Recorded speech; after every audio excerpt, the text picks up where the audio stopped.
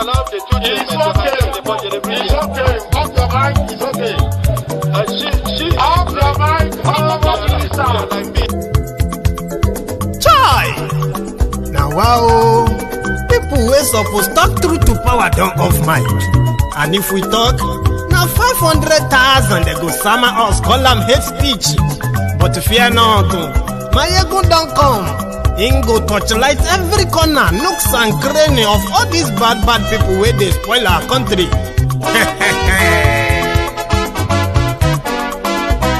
So my people make we laugh, oh, yo, yo. Maiyegun don't come, oh, yo, yo. My people make we shout, oh, yo, yo.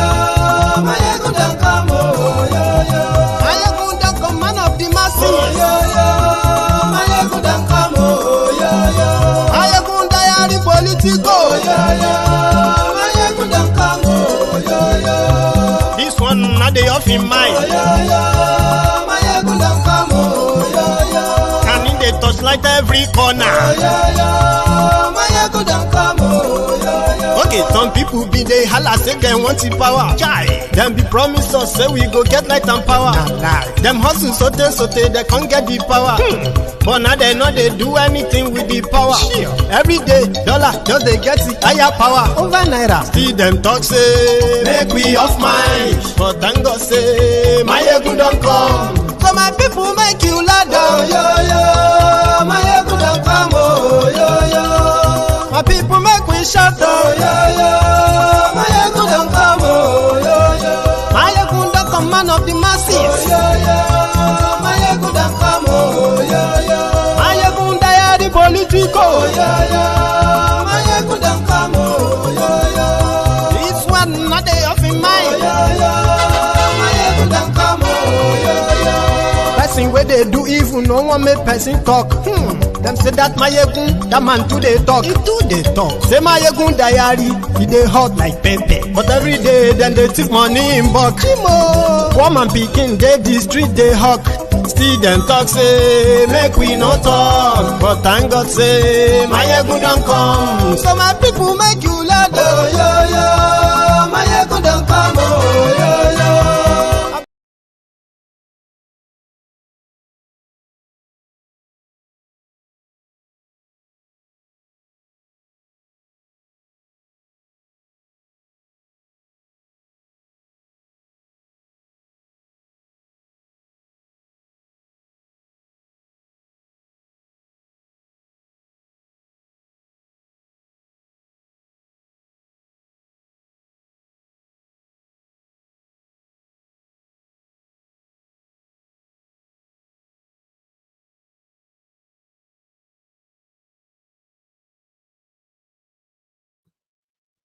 Apologies to everyone about the audio, by the way.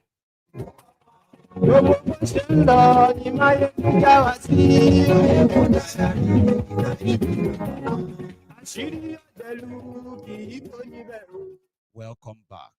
And that is to those who were here earlier today. Sorry about the audio earlier. Good morning to you, good afternoon to you, and good evening to you from wherever you are joining us this evening. It is Maiyegun Live.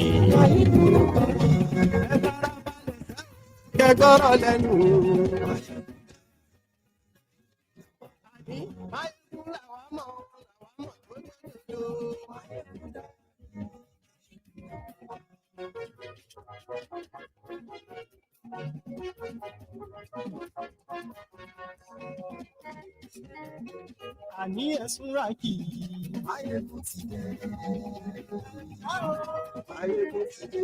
Ọ̀jẹ̀lú esuraki,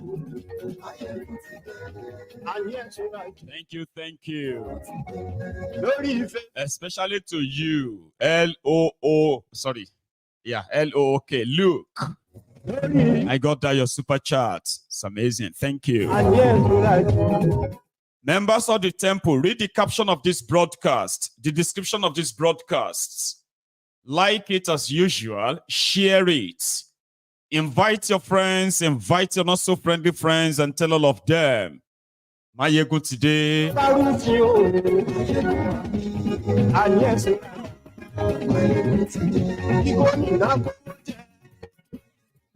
Thank you so much as well to all the donors who have actually reached out. Thank you.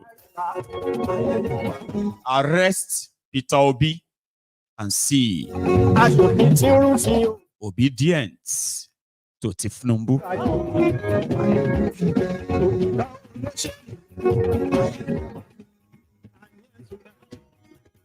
Tinubu's Minister of State for Defense, Bello Matawale, has now been officially pointed out or outed by the leader of the Fulani terrorists in Zamfara, Katsina, Kaduna, Niger.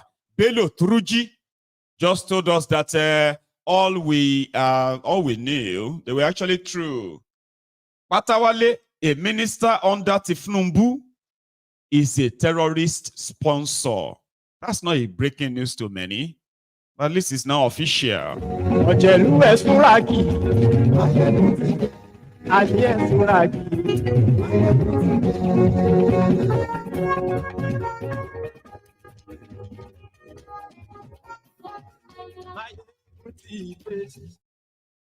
Today.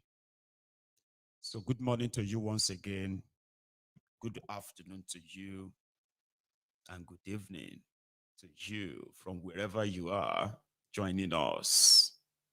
It is Maiyegun live.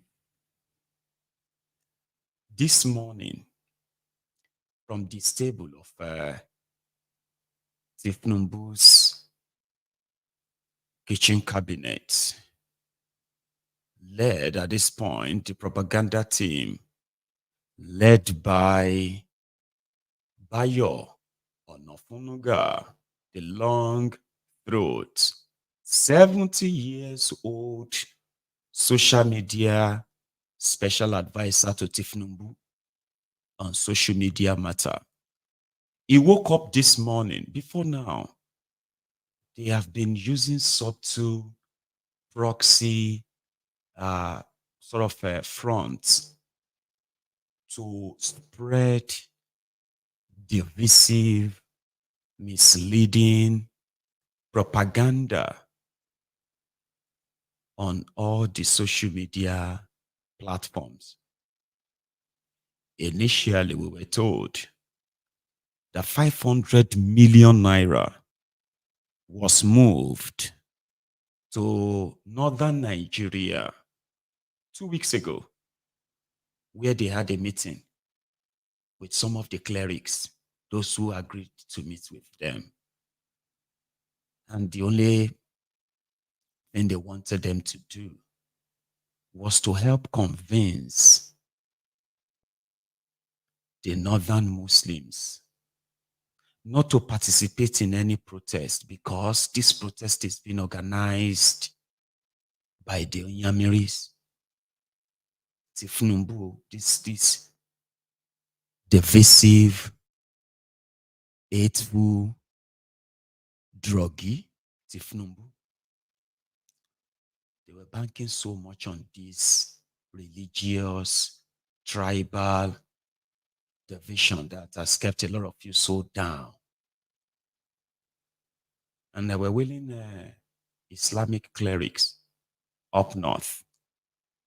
Guess how much it cost them to actually, it cost him to get all these clerics to go out there and see how many people they can convince that this protest is not about the hardship they are facing. It is because the Igbos are the ones organizing it, which is not true. Some of the clerics collected the money. Others rejected the money. Some collected the money, they couldn't deliver the message. But it's true. 16 million naira per cleric up north. Your pastors down south, they have also collected their own.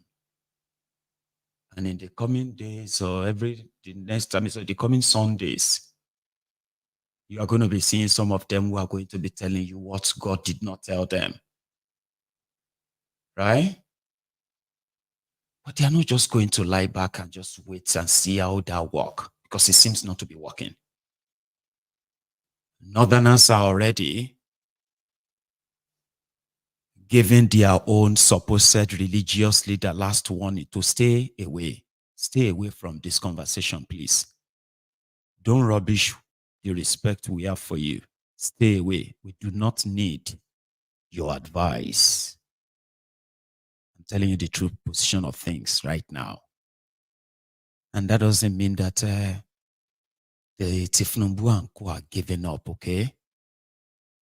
The last 2 weeks, we have been bombarded with the messages pretty much like a unity begging from this element from northern Nigeria, the ones that were shouting Mumu Mumu tickets and told us that we will cry and they will drink our tears for 8 years because 1 Muslim is good, 2 Muslim is better.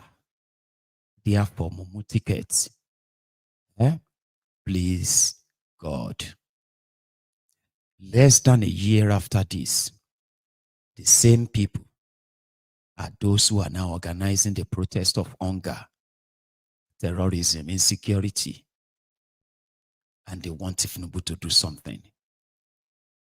So, this was in the last 2 weeks. So, they were hosting spaces, they were saying things, Igbos must join us, the South must join us. The South were telling them, you will need to do it and let us see you do it first. The last time all of you said SARS was not your problem. So you listened to your leaders. You said the end SARS protest was to remove Tinubu. So you would have to actually show it yourself now. Because down south, these criminals from southern part of Nigeria do not enjoy the same privilege, entitlement that the northern jihadist, terrorist politicians that they enjoy. Down south, we can actually deal with these guys if they do not have the backing of the Hausa, Fulani, Kanuri, mostly northern part of Nigeria, where they control the military and the police. It's easier for them to unleash their military and their police on us in this, down south. Why you in the north just watches like nothing is happening? So this were the position of the southern Nigeria, that if you are tired of Tinubu, now they brag, say you brought him to power. So now should go and lead if you want him to do what he's told you he would do. And this was the position. There was nowhere anybody has anything to say that the Igbos are this or that. Nothing. The whole other argument was like the Igbos should not participate. They should participate. They should not participate. So how did that now change overnight between last night and this morning? We would have to ask Onofunuga. They now plotted. A lot of people have been calling for the protest. Okay, I don't have to remind you all of that. Then the person that normally used his own benevolence or so to dissuade the angry Obidients and Nigerians from actually coming after you when you were rigging them out, is now the person, the same guy that even his own obedient supporters, some of them are not happy with him. And some believe that, well, it's because he's one of them. He's an elite. He has businesses there too. And he wouldn't want his business to suffer too. That's why he discouraged us from standing up. There are people who hold that sentiment about Obi. He goes everywhere giving the impression that election can still correct the wrong or right the wrong. And everywhere he goes, he kept telling his followers that a new Nigeria is possible. Then you woke up, you slept and woke up overnight, and you woke up the morning, and then you pointed at him and said, he's the one organizing anarchy, blowing dog whistle, so that your base, the tribal bigots, the ethnic jingoists, religious fanatics, they could pick them up. Forget about their problems. Forget about all of the hardship. And reactivate their hatred in order to save you. That is failing them. You failed them. What they don't know is that you have actually failed those.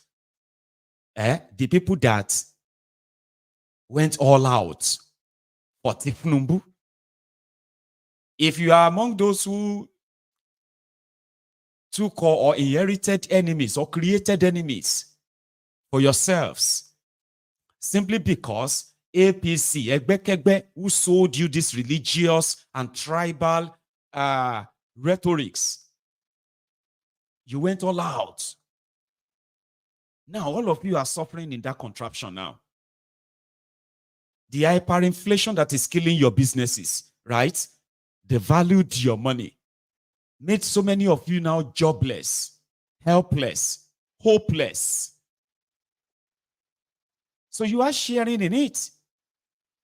Even though some of you will tell yourself, we will give him time. Just give him time. We just have to give him time. You know inside you that you know you will take anything better if you are offered that option. Now, they failed you too. See all the walla, see everybody you fought with. You fought on social media. Because of Tinubu. See how many fake accounts you opened in order to help them spread the Igbophobia, the hatred, everything that if they banked on, they wrote on, only for them to come and do this to you. They still don't give a damn about you. They want you to forget all of that. Come and save them again. Please. They want to take the power from us. Oh. They don't want us to have power again. Oh. Hey, all of you rise up. Oh. Now the OB is the one organizing protest. Oh. Please come and save us. Soronukus. That's what they are doing. They were making decisions that make life hell for you. They did not create any special economy for you. And say, okay, because you are a Ronu terrorist, a Ronu Kuo, a Ronu Nazio, Aslika, Krombita, Kromshesa, Oraisa, all these titles, as a bad idiot, as a bad start. They don't care for you. I'm batified. I am batified. How many of you are now batified now? When you are already hungry fire, be hunger fight. Standing on the mandate. 1 year after that, majority ABT cripple. They don't care about you. They do not. Right now, they're asking you. They've messed everything up further. Everything you thought you blamed Bokwari for. Okay? I mean, you possibly helped Bokwari to blame PDP for 8 years. Abi? After 8 years, some of you even felt like, now Bokwari know they listen to advice. That there's something you know. The Tinubu that built Lagos. He has talent. He has intelligence to discover talents. Asheule Lole discover thieves are the people he can discover. So a year after that, look at you. Tell me if your business is not facing it. To those of you Ronukus who still have businesses. The ones they are telling you is about Yoruba, it's about Igbo, it's about Hausa, it's about Fulani, it's about Muslim, it's about Christian. All of you that bought all of these narratives, you are suffering inside the same economy they have created. Listen, no, this is not even like, okay, Nigeria done bad before they came. Now you are watching them plunder your money more. Abi, you are watching them, they dipping you into more debt. You are watching them devaluing all your sweat. Be a moment in devaluation. At least now everybody they exist in that place. You live abroad, and you are shouting, I love Nigeria from abroad. Patriotic Nigerian from abroad. You also supported the Milokon. Let's forget all the banters. At least there must be something you probably saw. I don't know. Like, are you not worried now that more of your family members have become poorer, dependent on you?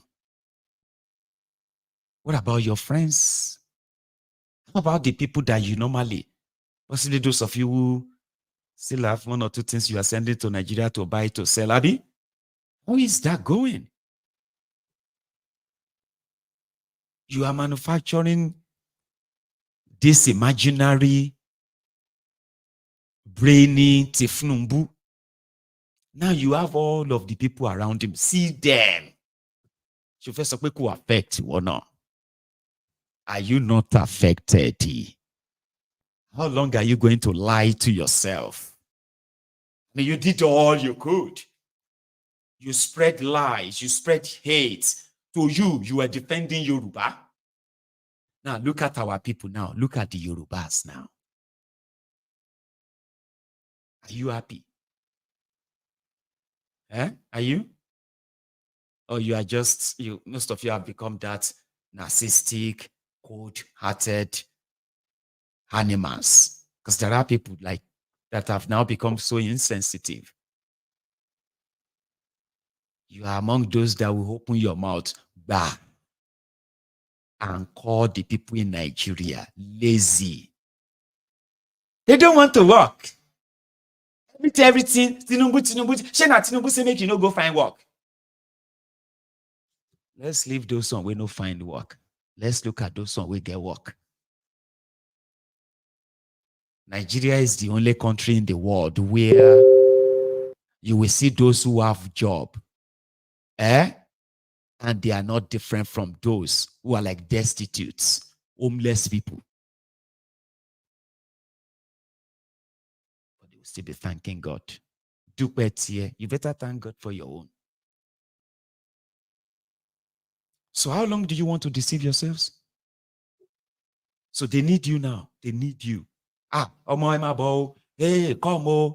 It is not because we have added 34 trillion naira to Nigeria debt and there's nothing to show for it other than poverty.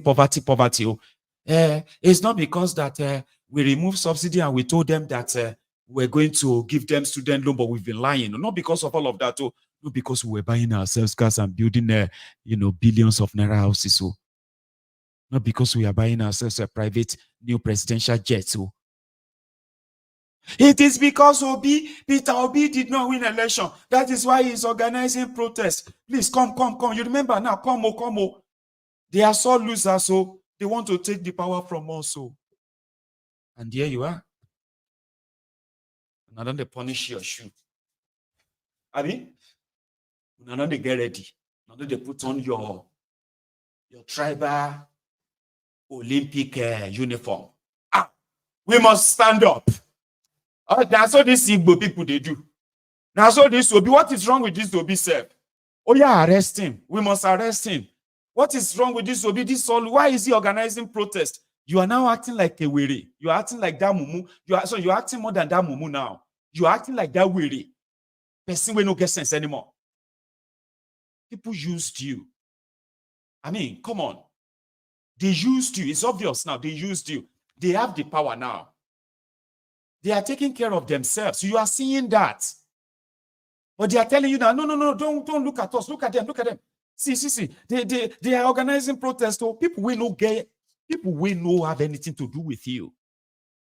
They are not even bold enough. They're not courageous enough to face this Sharia north.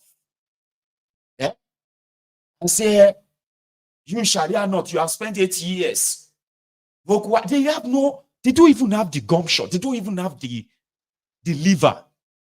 Now they are turning to you now. So they will turn into Yoruba versus this.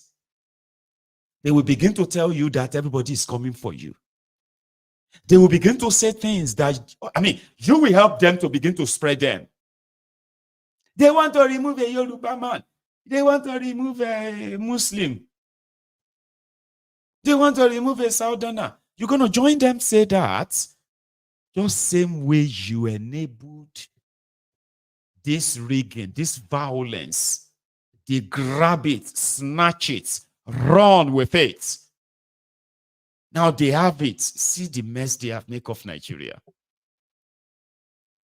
So you're going to help them again. You're going to help them spread this hatred. So Onofunuga woke up this morning. And that was where he went. So now, they are practically blowing the dog whistle to say, if there is anarchy in Nigeria, now Peter Obi, and by extension, as usual, they are supposed easy target, the Igbos. All of that just to take your mind away from what is really troubling you right now. Some of you are in bed. Some people are in bed tonight with their children in empty stomach. Children. If you see the number of the children, the young people who are the victims of these failed economists or failed criminals who have destroyed Nigeria, you will be worried. Your children are going to bed tonight. There are those whose children are in bed. That's if they ever sleep. And they have nothing to look forward to tomorrow. You have Yoruba, you have Hausa, you have Igbo, you have Igbo, you have everyone from everywhere. Now, everybody they collect from that contraption. So if you have a chance of holding them responsible, why don't you take it? So what people are saying right now is that if Tinubu get liver, okay, we know, listen to this, today is 20th, okay, from Monday, I don't know, maybe even from tomorrow evening, from Monday, which is going to be the 22nd of August, they are going to begin to arrest people based on intelligence reports that this individual is organizing anarchy. So that's going to be the next phase now. They've done everything. And it seems like there is no going back on this national protest, starting from northern Nigeria. And do you want me to tell you where and where? Not all of the 11 states of northern Nigeria. Okay? Just about 6 of them in the core Sharia North. Sokoto, Kano, Katsina, Bokwari's place, Kaduna, Niger, that Bagoda said Babangida State and Abdul Salami State is already marked. You go see. Even Bago, that guy that is slapping and beating up cleric in his own state, if care is not taken, he would have to run away from his own states when the whole thing kick off on the 29th of July. It's not a threat. It's just like what I've kind of seen cooking. Right? You see places like Plateau State, Benue State, Taraba State, Adamawa State. You see all these kind of axes, right? They will all be choked down within the first 2 days of this. So they know. So using the clerics to turn the people seems not to be working as, I mean, so far, it's not working.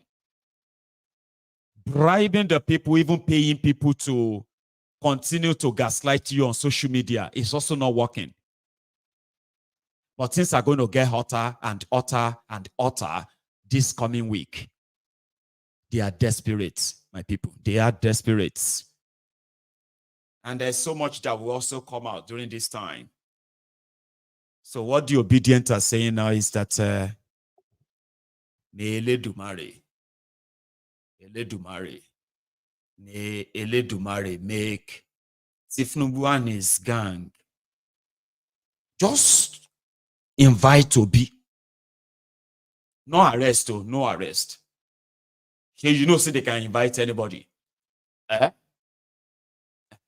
May DSS or police IG or anybody not just drop his name. Don't just drop his name in your propaganda dog whistle. Don't worry.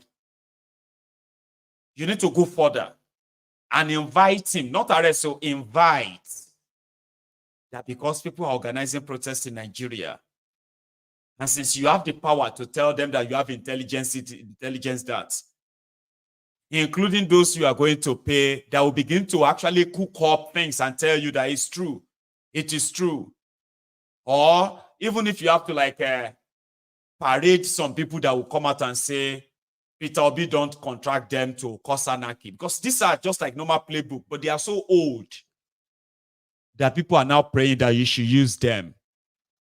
They want to see something. Apart from all of these normal threats, left, right, and center, okay? People believe that if Tinubu get liver, you, Abobakus, I mean, this is going to be what you would like, Abi. If you no be bastards, here you get now. If you are not what we call you, the ordinary sewage dwellers, if Tinubu won't try show us saying no be bastard, saying get power, you know, saying be the president, do anything, sure you know. So the prayer right now is that make Eledumare. You know, say nothing will happen, no, sure you know. I mean, okay, nothing will happen. They go arrest her, they go detain her, nothing will happen. In Jesus' name. They say make you try them, they won't see something. Number one, you know why they can't try it? Let's even just leave everything else out, okay? It's because it will be probably impossible. Because if they had something, this guy has been a problem for a very long time for them, right? A lot of things have been said. He was hired by Tinubu. He was hired to divide Atifku. He was hired to stop this. Oh, so many things, right? By now, if Tinubu has something, I think it would have been used just to get this guy out of their back, just to get him away from the picture. But we don't know. You know, say government know everything. Ronuku, you want Mumbai, you come look at me, you. You know, say nothing will happen if Tinubu arrest him. Even me, they believe say nothing will happen. Just try and want to see something. Because that's what the Obidients are saying now. They are not the ones calling for protest. Obi has never said anything about any protest, whether he support it or not. There have been people who have actually said they are supporting it, including Gumi, publicly. Now, language barrier, if not, I would have probably shown you a lot of videos from northern Nigerians and clerics who are boldly in their mosques telling Tinubu that what is coming. If he probably has the video, if he has the video of the answers, he should go and watch all of that. Or everything that took place in southern Nigeria then. That this time around, it will be the version of northern Nigeria. And if he loves himself, he should listen to them. What they are asking, they are not asking him to go. They are not asking him to resign. They are easily just saying, sack all the criminals you said you give appointment to. They are thieves. Sack them. We don't want them. And put proper people that can actually fix Nigeria. Reduce the petroleum price. So their condition is basically about things that affect them that they believe that he should do now, or else. Because if he kill one person, if they do mistake, kill one person among them, they go chase some come up from that Abuja. And that would sort of mean, even if they have to if they have to sacrifice their blood, and you know now, if they have to die doing so, they will chase him out of that Aso Rock. He will go. And it's so straightforward. So don't let anybody try to kind of come around now and begin to say the North did not support in time of Bokwari. The South did not support. Don't try it too. My own be say anything we go shall scatter everything. You just say I am for peace in Abion shake with friendship. They tell you say me, I mean they carry the peace where they miss for Nigeria. He wanted me, why should I be part of those that will bring you peace? What is the use of the peace when the criminals who have created the anarchy, created the havoc, created the division, they are still there saying they will kill anybody that say they should go? Peace, so that shake with friend. So anything we go scatter everything. You have my vote. Sure you get. If people say they are tired of this suffering, oh yeah, face around now. Can't tell me do it peacefully. About do it peacefully, about do it violently, about do it anarchically. Kilo konyo. Because last, we are all going to arrive at one thing, and that would be we are not compatible. There is no one Nigeria. What you have is many Nigeria. So anybody will chase anybody, walk book, chase anybody, walk book. Until when everybody will now be like, you know what? We no one be part of this anymore, sir. So came you joke, man, sit down here, they preach peace. From where we are go talk, say I learn now. Where would I say I learned the peace from? So the criminals that put our life in jeopardy, put Nigerians' lives in jeopardy, they don't even feel responsible for it, talk less of them feeling guilty. So somebody will now come and say, we don't have another country. This is our only country. These are the people who have actually bought other citizenship for their children. They have other passports. They are not loyal to Nigeria. So let them arrest, make person we won't use power. Make everybody we won't use this. They use everything. A face around. Anybody we talk say me no face on yourself. For you see, face your oppressors and face your fear. And join them just when you join them based on the fact that the shege they chase you. If you see the shege, you go chase the person who put you inside that shege. It's very simple. This, currently in Nigeria, war ring bells. What kind of the sing song in the head of a lot of them is just like they can't say to you. It's like I see shege, shege see me. God punish shege. God bless me. Kind of like, God, please now. God, I beg now. You know that kind of shake where we say, now only you they feel them, right? People they see them, and at some point, people go they be like, God, I beg now on behalf of Maiyegun. And the people who cause that want you to care about religion. They want you to be so busy about tribe. You are wearing your tribal ethnic Olympics, oversized t-shirt. Because hunger don't shrink you already. Then they call you Yoruba, You be like person who carry stale baby, like what do you call it? Overgrown pregnancy. The lady here, your body did here. So it has to be like your belly, they will drag you. Nigeria don't happen to you. Then they call you Biggie. But now the only thing left on you is that stomach. Everything else done gone. Sometimes it can't be like someone. You are wearing costume. And whereas it's still your stomach. The shege is there. Somebody wanted to care about religion. Somebody wanted to care about regions. Others wanted to care about ethnic, tribe. You said you load 100 naira data on your phone, 200 naira, 500 naira data on your phone to defend these criminals. You buy a liter of petrol. You are buying a liter of petrol for 1,000 naira per liter. You're calling 200 naira. Okele, say money 300 naira per okele. Gary for 200. And all you care about, all somebody wants you to care about is that. your religion or your tribe. I want you okay empire. They don't give a damn about you. Your mumu must kind of be like a factory fitted if they still get to you. And this is what they are trying to do. They have to drop this, they have to drop all of this divisive rhetoric. And some of you easily, gone are the days when men used to go to war. That's what they say to us these days, because these days it's like we have a feckless man. When I say feckless men, I mean men that are spineless. The men that cannot easily be deceived or bought. Those ones who have spine, who have balls. But these days now it's pretty much like, I get how they happen. I mean, I kind of have an idea how that happened, right? So it's like, it took time before they finally broke us into submission. That's what they did. You need to face your fear. It is time for you to drop that me versus you. I'm a Yoruba man.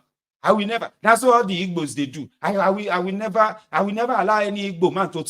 Papa Shoshikpe fun any. Ipinja any. You get special market where you buy food cheaper. You get any special place where they print your own special naira where gets better value. Shoshikpe fun any. Damboro ba shege barau bansa. She Ipinja any. Your future have been mortgaged. Nigeria don't get crude oil anymore. They've sold them and collected the money. And you are here. You turn your shokoto upside down. You won't go fight a tribal Olympic. You are the one that Onofunuga is calling. These are guys who don't give a damn about you. When they go share rice. We are going to give each state 20 bag of rice, 20 truck of rice. 740 truck of rice are now going around. This is their own idea of economic recovery. That's how they want economic reform, Tinubu, and to give you money and give you food. And here you are. We will not allow any protest anywhere. We will not. Melonie. It not be your fault. I mean, it's like, who you be? If you see the cavalry of hungry people coming, you war at Titani. So the only luck you have is that, unfortunately, hunger and a weapon. No. I remember when I was nobody, when the going was rough and tough. They say if you get problem, now that time you go understand the lyrics of a song. It go always sound deep. That's in deep. That's in deep. But they say when you don't have any problem, that's when you enjoy music and you dance, and you hear the sound and you dance and all of that. Person will sing, I remember when I was nobody. When the going was rough and tough. I remember when I was nobody. I never thought I'll be somebody. Do you think now music creativity? Now hunger go create your talent. When you remember where you are and what you have faced, which is mostly what people are facing there right now. Weaponized poverty. I was with my friend earlier today and he said, how can you now trust people who speak all the time? How do you identify people that speak all the time, but they are also upright? They mean what they say. And those who speak good all the time, but meanwhile, they are just like waiting for their turn. How do you differentiate that? He said, does such people exist? I said, they do. They do. People who can talk like me like this and mean it. Not just talk because they are looking for attention so that they can get something from these guys and then change it again and begin to tell you. It's not easy. It's not easy like that to run a country. It's not that easy. Since they don't join, but before they join, these people, Nigeria must fight, you know. So he was wondering that, could there be people that are really like, they mean what they say? I said, number one, Nigeria is a place whereby almost everyone is poor, including your criminal leaders. And how would you know? Nigeria is a place where, like Undume said, where you have kakistocrats and kleptomaniacs, especially kleptomaniacs, people who steal what they don't need. But the difference between the proper definition of a kleptomaniac, right, and this type of kleptomaniac is that it is the fear of poverty. If you look at all of the criminals who are ruling you today, 99% of them, they came from wretched backgrounds. 99% of them. Your governor, so your this or that, to go back to their child. They came from wretched backgrounds. They saw poverty face to face. And when then they became selfish, greedy, enough that they feared that poverty. And they believed that all they need is money. That is why today, Nigerian elites, okay, they are so poor in everything that all they have is money. Do you know I am a billionaire? They love to be called billionaire, living in the slum. So the fear of poverty had made a lot of them to steal what they don't need. For who does not even need them? And that is why a lot of people depends on them. There are so many institutions that these guys have sort of infiltrated, compromised, that directly or indirectly people depend on, even if you want to be an upright person. And that is why the number of people that are keeping quiet, their silence, I'm talking about upright people that agrees with us, but they can't talk like me and you. They would rather not talk at all than for them to blaspheme or become hypocrites or speak the truth the way you and I will say. Because saying the truth means their livelihood will probably be out of the way. So they would rather just keep quiet. Good, bad, ugly. They will just keep quiet. Many of them are on this platform. They won't say him. Because if they should, they cannot handle the consequences. I said, these are the people we need to kind of out them. We need to bring you out. Speak out. What are you going to lose? What is it that you are going to lose that you have not lost already? Look around you. What is it that you think you're going to lose if you stand up to these criminals? I said those other ones are those who can talk very loud. It's just to get a place on the table. And the men, they have that seat at the table. They will change it. So all we have to do is just to make sure that you watching me, knowing the type of people you are dealing with, do not die in their war. It is, you see, what you're about to witness is not your war. It's not even supposed to be a war, but to them it is war. You are about to take their feeding bottles away. They're not going to let that go lightly. They have activated the only potent tool that they have always been using to divide you. Tribe, ethnic, religion, regions, and other nonsense that's they want you to sort of put your energy on that. Stay divided. So we need to kind of let you know that sometimes, right? So for some people who said they should try and destroy. We should make sure that we should let them destroy themselves before. I say, okay, that's good. But why they were destroying themselves? Then we also must organize, because there will be some spillover backlashes after that.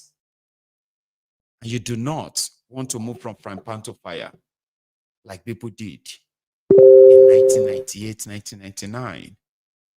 They spent all their time, energy, including their lives, to fight the military and enthrone democracy only for drug dealers, human traffickers, organ traffickers, treasury looters, liars, murderers, kidnappers, cold-hearted criminals, organized criminals, men of the underworld. They now took over every structure of what is now today's Nigeria. So if you are going to watch them destroy themselves, you have to stay organized. There will be vacancies when these guys are gone. Everyone knows the beginning of this fight. I don't think all of us will know the end of it. The only people that believe to expect the same end, they've always been the criminals that will unleash the violence, the rogues, the illegitimate governments. They will be the ones to unleash violence. They are those who believe that they know what the end will be. Kill them, chase them, arrest them, brutalize them. They will run away and they will stop coming out. And that's it. You need to surprise them. If you think they are not worried, then you are not thinking. Take a look at these guys. This one is Egbetokun, who happened to be the IG. The other one, what's his name again? I don't know. That one is the chief of staff. They are there, apart from sending threats, mobilizing soldiers to go and show force, to intimidate you and threaten you here and there, including all the state's governors. So they are rest assured. They said Nigeria's security has improved from their own mouth. But I'm not going to start with that. I'm going to start with this guy telling you, yes, you have the right to be angry, but please don't go to the streets. Marafoka. Good evening, Nigerians.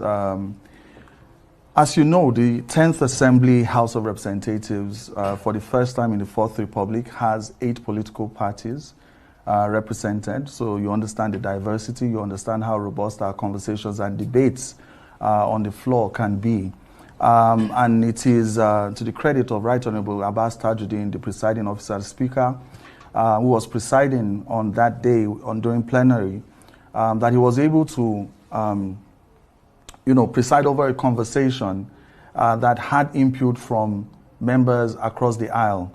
And the broad resolutions that we had, was number one, to empathize with Nigerians on what it is that is going on currently. We understand that this is a very difficult, period for Nigerians, following very difficult but necessary decisions that were taken by the executive arm of government. So we understand and empathize.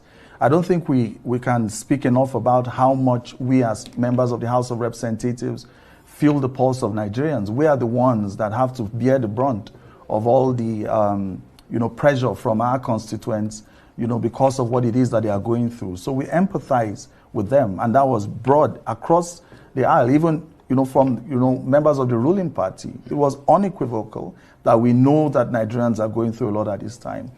And then further to that, we also acknowledge the fact that Nigerians have a right to dissent. Nigerians have a right to protest. Nigerians have a right to demand from their government, and ask questions, where necessary. However, we decided, through the collective wisdom of the House, like I said, it was a multi-partisan, consensus from all members across all parties, including the 7 opposition parties, including the party of His Excellency Atiku Abubakar, that we were going to call on Nigerians to reconsider having street-level protests because of the experiences that we've had in the past, and to engage government. We also agreed and resolved that the Ministry of Budget and Economic Planning need to engage Nigerians. Nigerians asked questions. The reasons Nigerians would resort to the streets it's because they feel that their questions have not been answered. Well, we'll come back to the issue of strips. I hate to cut you here because now let's talk about how. No, maybe you just let me talk about the resolutions. So we also resolved that it's important the executive should engage Nigerians and answer the questions that they've posed. And then the third resolution was that, you can say symbolic, but also to, show our solidarity with Nigerians and to make Nigerians understand that we feel their plight and we are very much aligned with the fact that there should be cuts in the cost of governance across. Good evening, Nigerians. As you know,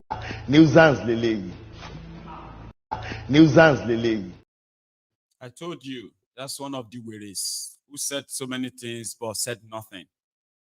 Negotiate with Nigerians. Which negotiates? What to negotiate what? Even this one too. We need a very short-term plan, considering the emergency situation we're in. We are not praying, Mr. Speaker. If we allow this protest to take place or escalate, Mr. Speaker, we don't know where it stops. Mr. Speaker, just now, we cut our salaries. Mr. Speaker, I want to appeal to executive to do so. From Mr. President to Vice President to ministers to chief executive officers of MDS and parastatals. Let's all of us cut our salaries, put the money in government copper, provide short-term solutions to this problem, Mr. Speaker. People are hungry outside, Mr. Speaker. Even if it warrants to slash the cost of petroleum, revert back the hike of electricity, Mr. Speaker. Provide food, Mr. Speaker, for the people. If we can be able to provide anarchy loans. Now one of them is that. It's a speaker, we should cut our salary and put it in the government copper. And then you are all going. Everybody will run. I'm saying this now because I have already seen it happening. I wish I could possibly just transfer what I am saying and transfer it to the screen for you to see. You will see some of them, they will run. Somebody told us earlier that they were going to block and form a barricade somewhere and all of that. They are doing everything to make sure that they cut down this. They are going to share food. They're going to share money. You're going to just suddenly see somebody sharing food on the road or money or something like this is their belief. But collect the money, collect the food, and go out there and demand the end there to this madness. It's possible. No, I'm not talking to you. So, where did you see money to even up? Where did you see money to upload your data? Where did they call them? No, not you. I'm not talking to you. I'm talking to humans. If they born you well that day, oh yeah, put on a Tinubu cap, put on Tinubu shirt. Oh yeah, enter road and tell people that they should not protest. They will send me your video. I don't have to come back and join them. I want to deal with you anymore. I'm talking to those who are going to deal with you. Toba bieda. Toba biere. You put on a Tinubu jersey. Put the cap. Toba je ya tiba ba elo biye. If you know say na your papa and your mama born you. Put jersey on. Okay? And go on and stop anybody who wants to. Shogbo. Because the point here is this. Whether this is going to happen or it's not going to happen, it's completely up to you. But you know what I am saying? Okay. I just stress at you. This guy was making a sound about a few sometimes in the past, calling on Boko Haram to come, let fight, come, let fight. Yes. Boko Haram, make them come more fight. If you not come more fight, we'll not go come up for years. So make them come more fight, make it finish. Allahu Akbar. I think and I get power. Making a combo fight. If we no fight, we no go. If we no fight, we no go. Allahu Akbar. Anarchy loans. Right. Today, do you know who is called Turji? Do you? No? Okay, don't worry. I've got this very poor picture. That's him. I'm gonna go look for his image and I'll show you that too, so that you can see his face very well. This guy is the #1 Fulani terrorist. He alone controls about 2 regions in Nigeria, Northeast and Northwest. He has his other branch in the North Central too. Zamfara, to be precise, is the headquarters. And these were the guys that were once paid so much money by the minister, the Tinubu's current minister of state for defense, Bello Matawale, the guy that displayed gold bars and said, Zamfara gold belonged to Zamfara, Bayelsa oil belonged to Nigeria. You remember him? He's a minister now. He was a governor who was given, what do you call it, Toyota trucks to repentant terrorists. One of them, Turji, has come out to say, because he won't work for Matawale anymore, Matawale won't kill him. The former governor, imagine governor of your state, also as the head of illegal miners in your state, governor, authority of a state. He is also the head of the illegal mining ring in a state. And he was collecting all the mined gold in his own state and other minerals. Bought himself a private jet, governor, and then load the private jet with all these precious stones, boom, outside Nigeria. He lost the election. His own successor has been finding it difficult to bring peace to Zamfara since then. And he has accused him that he is still funding terrorism in Zamfara. After establishing terrorists, under this Matawale guy. No. Oh no. Before Matawale, there was Yari. Yari was their governor before Matawale. Yari was Yari has his own illegal mines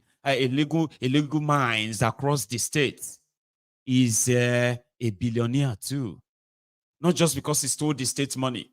These guys were like illegal mining merchant, like illegal minerals, smugglers. They are politicians. That Yari is a senator now, representing Zamfara. His own successor, Matawale, who is now a minister, spent 4 years, legalized terrorism there. Terrorists, they waka enter government house, waka out, including Turji. Then at some point, they now declared Turji wanted. They have killed this guy 4 times. Breaking news. The Zamfara head of terrorists, Turji, has been killed by the forces 4 times. And 4 times this guy has come back and said it was Matawale that wanted to kill him because he won't let Matawale access one of his gold mine that they took for him. So they've taken it for themselves. And Matawale want to kill him. He's surprised that same Matawale is the Minister of Defense in Tinubu's government. And you repeat Nigeria tilano. Which country let you borrow one koba eri? Or they don't tell me say na wetin talk be that. Listen to him. They're not going to do anything about it. Alhamdulillah muna gode ma Allah subhanahu wa ta'ala da ya kawo a wannan shekara ta 2024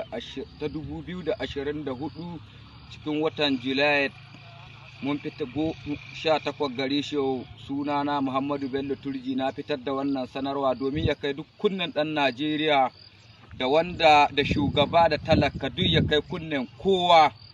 Sako ne zan ba ku 'yan Najeriya saboda haka matsalar tsaro da muke fama da ita ina mai tabbatar muku wannan abun gwamnati ta so kuma ita ta tsarmi mata'addanci gindi mi a hujja ta mi a dalili.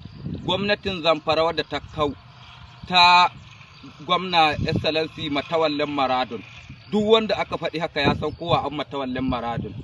A saboda haka abin da ya sa muka zargin sun ɗarmi mata'addanci gindi yanzu a dubi akwai wasu mutane duk wani ɗan ƙaramar hukumar mulkin Shinkafi da Zurmi da Isa bai isa ya ƙaryata wannan bidiyon ba kuma bai isa ya ƙaryata mu ba. Akwai wasu mutane duk wani wanda ko da ɗan Najeriya shi wanda a can kama kana Bauchi baka san matsala ba, kana Kaduna baka san matsalar Zamfara ba. To muna tabbatar ma da gwamnatin tarayya ita in bata sani ba. Akwai mutane zan ba da shaida da hujja da dalili da takamaiman magana wadda duk mai hankali ya je ya karanta ko kuma ya je ya binciki tarihin waɗannan mutane. Kuma inga aka je aka yi magana da su a ba mu wannan wuri ko a ba mu mina ne ko a ce muna mina ne to mu mun fito shi matsayina na ɗan ƙasa ga na fito tsakanina da Allah na gai gaskiya. Gwamnatin Zamfara da ta gabata ta Matawalle ita ta ɗarbe makarya ge. An yi sulhu na farko da ita to abinda asa sulhun ta ki zamnawa. Kowa ya sani ni na sani duk al'ummar da a jihar Zamfara Shinkafi da Zurmi da Isa sun san da wannan matsalar. Akwai wani mutum ana ce mashi marigayi dudu ni fatattake su don su hana Shinkafi ta zamna lahiya. Suna da bindiga sama da bindiga 200 Matawalle ya ɗauke su ya kai su gidan gwamnati. In ƙarya ne suna gidan gwamnati har yanzu, in gobe in ƙan gaskiya ne suna gidan gwamnati har yanzu. Da muka kashe Dullu Kabiru Maniya a faɗa mana inga gwamnatin Zamfara ko ta Sokoto ko ta tarayya ta je ta yi sulhu da shi ya bada makaman shi a gaya mana wurin. To tunda babu wurin ko Bashari Maniya a gaya mana inga ya bada bindigogin shi ga gwamnati. A fito a faɗi wagga magana ina sun ka bada su. Kowa ya san suna da bindiga sama da 300 ni na ɗauki bindiga 30 gare su. A fito a faɗi wagga gaskiya abin da ke tafiya. Yanzu ga sunan su cikin Sokoto irin abin da su Murtala Asada ka faɗi su ce su turu zambirni mina ne to wannan magana gaskiya ne ba wai ƙarya bane akwai turu zambirni. Yanzu abin da muke maku nuhi da akwai turu zambirni yanzu mutum da daba bindiga 150 ko 300 yana cikin misali birni sai dai bayara na daji su je sun ka kai ma mutane hari a ɗauki kuɗi a kai mai cikin Sokoto tare yake da jami'an tsaro sun san and Karu and all that. This is where I would want our own Celia Garba Life to have come to our head and say, okay, he's saying. So I had to cut it short because what he's practically saying there is just to talk about how Matawale, that is the minister, has his own group of terrorists that he is funding who are working for him in Bauchi, in Kaduna, in Zamfara, and all these places. But they still kind of come for him. You know? It's all right. That's Bello Turji. What about the police and the IG? Sorry, the police IG and the army chief of staff? They are more worried about all of you who want protest, not that guy. Because according to them, the security in Nigeria has improved so much.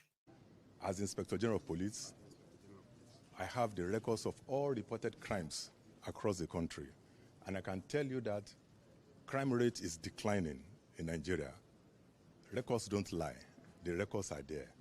So I can assure you that we continue to do whatever we are doing to maintain the decline in the crime rate.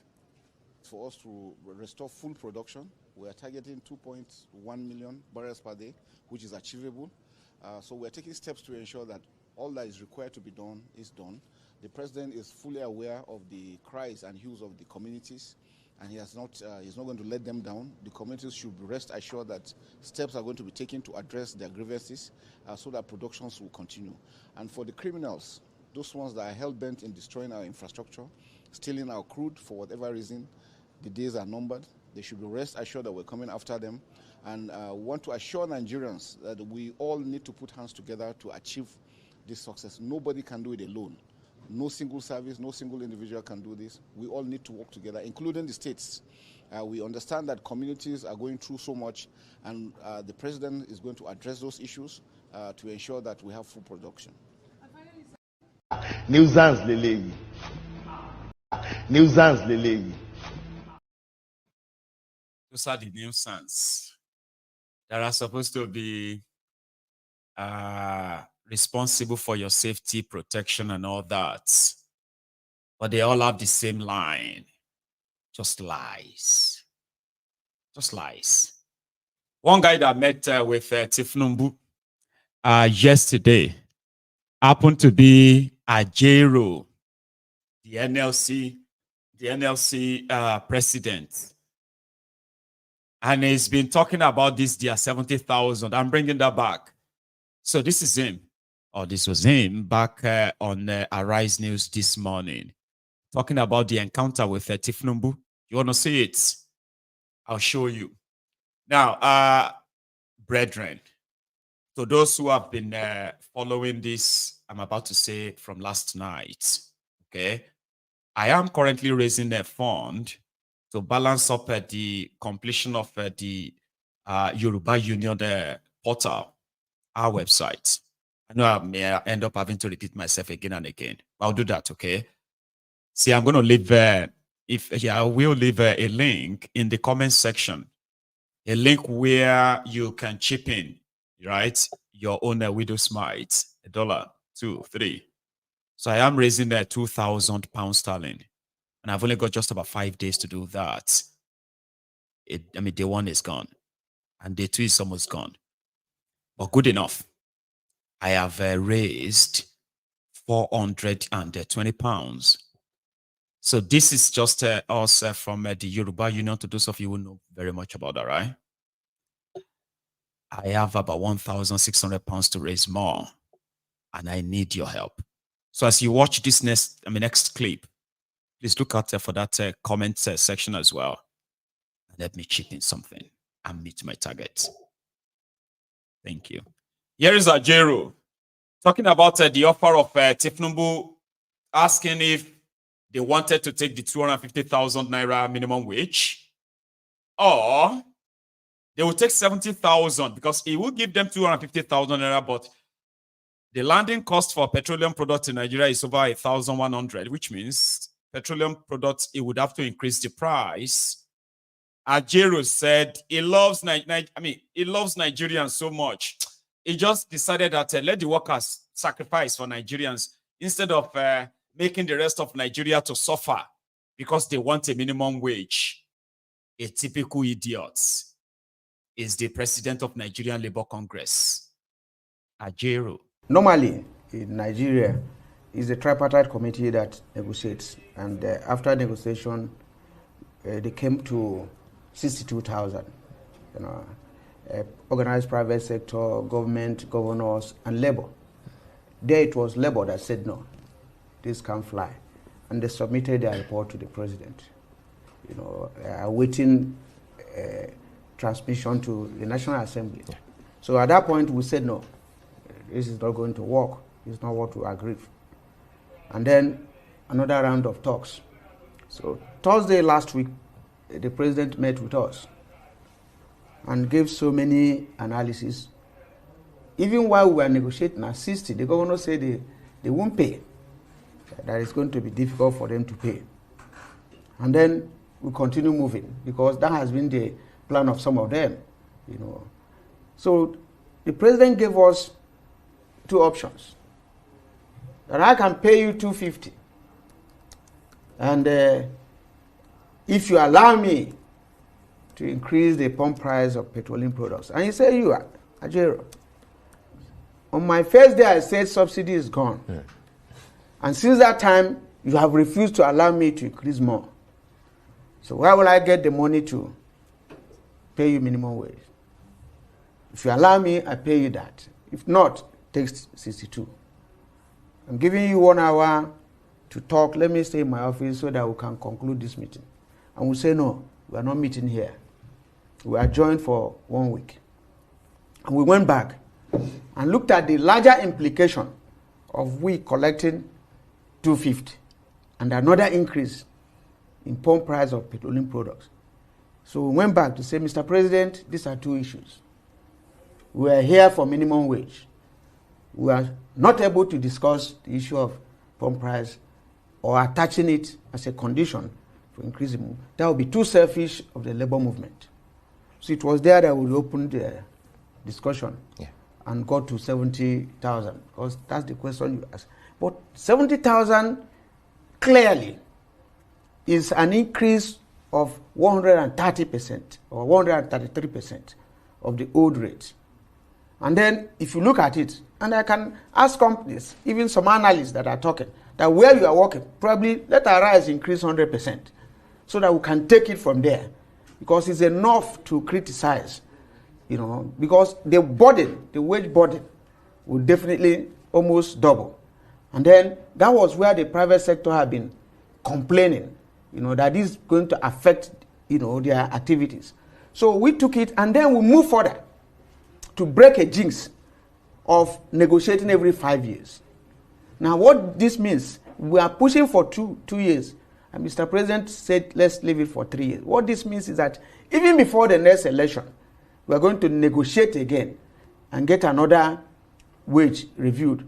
So in both ways, you know, we try to balance it so that the economy can move, everybody can, you know.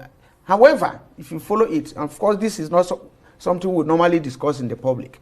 There is no worker on level 1, step 1 in Nigeria today. You only see workers on about level 4. And if you look at consequential adjustment, there's usually 1,500 or 2,000 or from one level to the other. So from level 1 to level 15, even if it is 1,000, we are going to get about 15,000 there.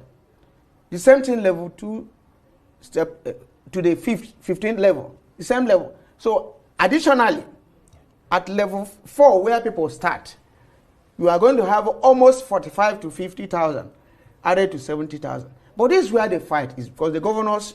I was coming there. Because the conversation you've always had is with the president. Because the governors are usually worried about this consequential adjustment and how it impacts on salaries.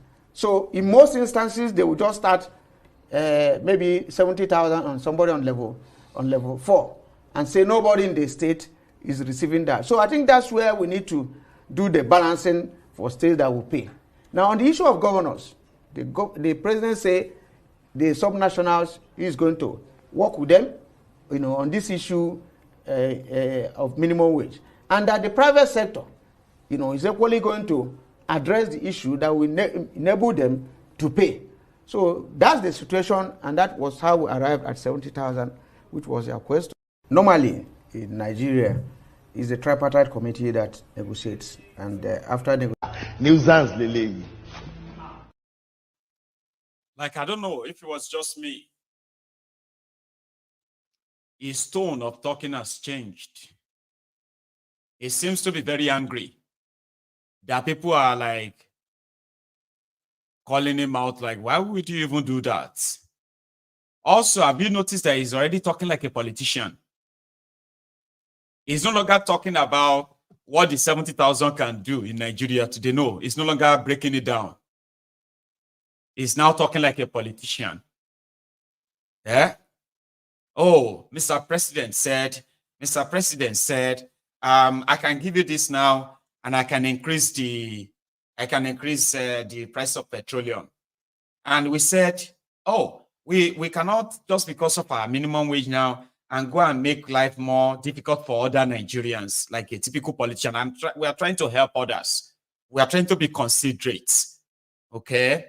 Also, we also negotiated that we cannot be waiting for 5 years to negotiate our salary. Okay? So, and it's promised us that we will be doing it every 3 years. So the good thing is that we'll have another one before next election. Right? Oh, then it was like, There is no level one, step one worker in Nigeria. Let's be honest. So what he's trying to say is that we are all just talking about 70,000. Okay. There is no worker that is collecting 70,000 in Nigeria because they're like level four upward. That's what he's saying. You see, we've also tried. See, if you look at it, that is 130% increase. Come on now. From 30,000 to 70,000. That's 130,000 salary increase. So he's talking like a politician. He's done something so great. Then he started kind of sounding harsh. Like people don't understand. People need to understand. It's more than just to sit down there and criticize. Ish. In Kenya, they look for people like Ajero, anybody where they visit for around the street, people in this community looking for their politicians. Anybody where they see, grab them.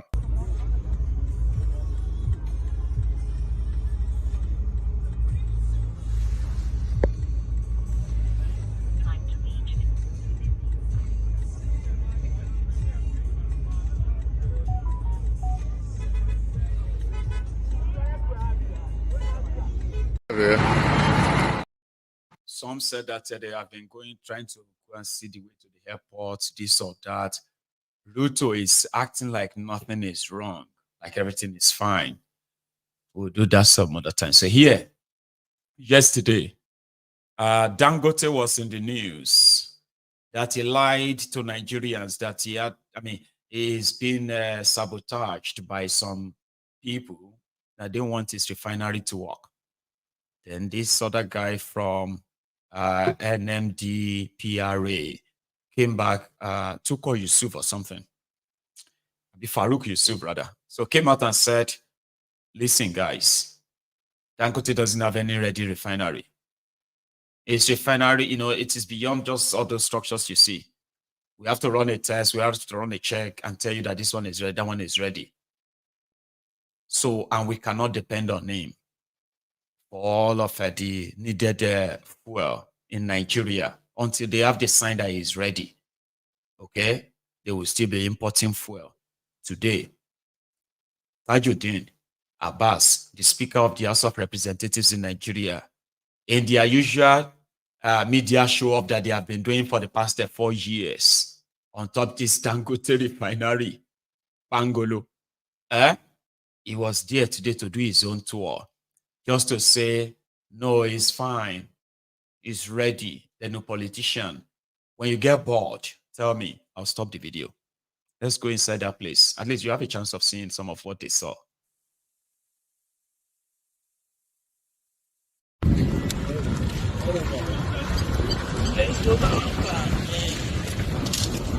I'll bet you to do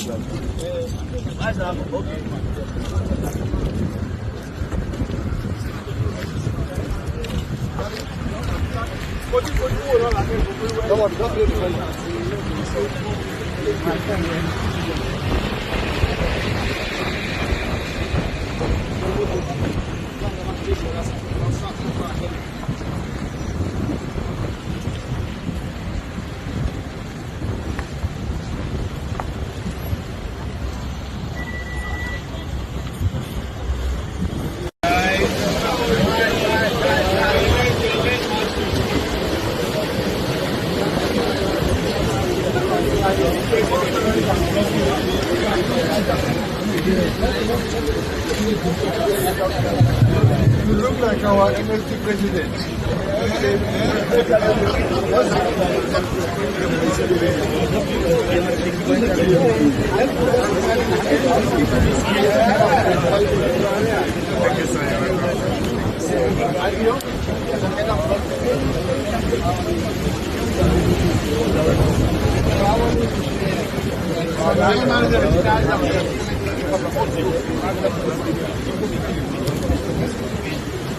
Keep moving.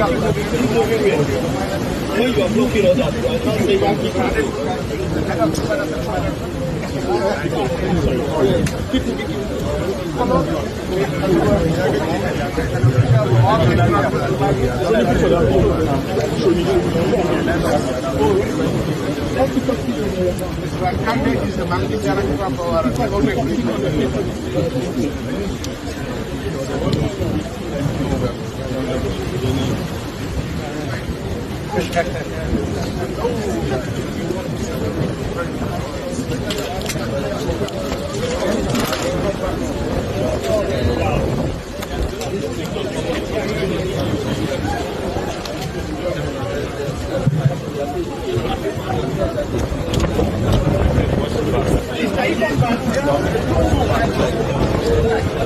Clear, they are coming here. Watch your back.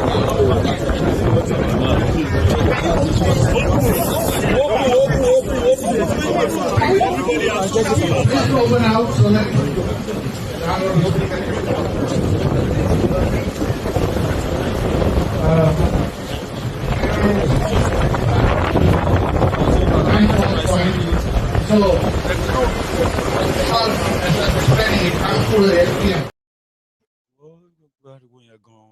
that noise is distracting. I'm sorry, distracting you.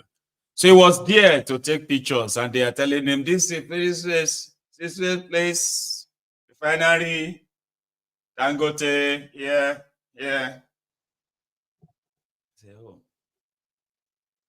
okay, okay.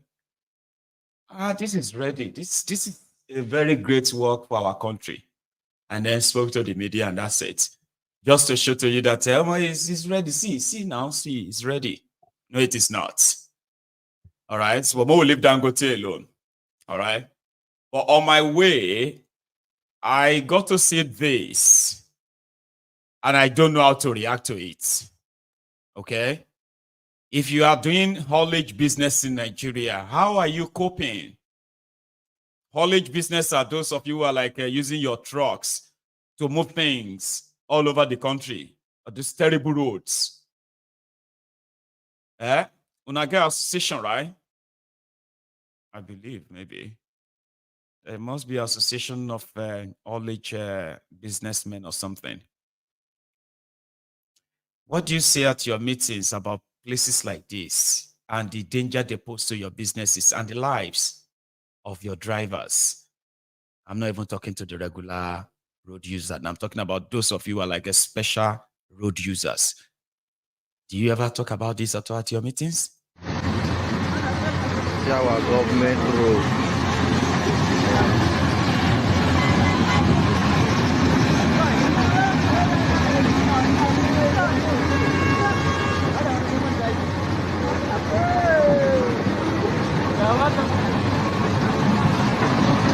Government road.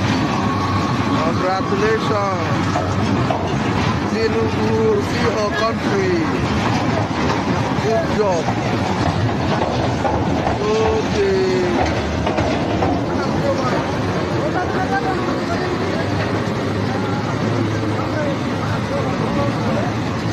Trailer don't talk to flying boats.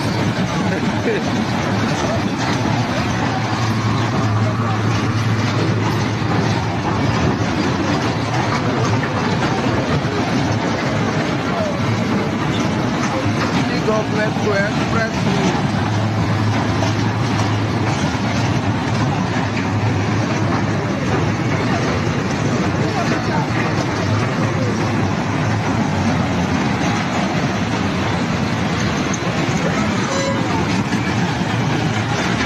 okay now.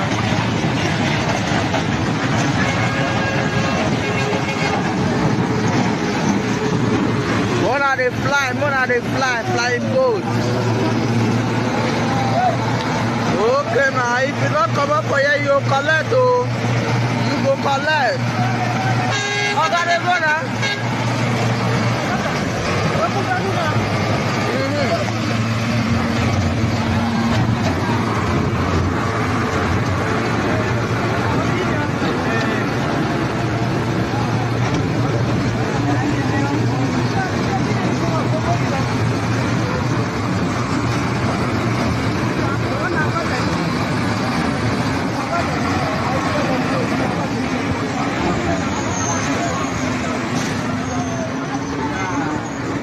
Yeah, I'm on they come.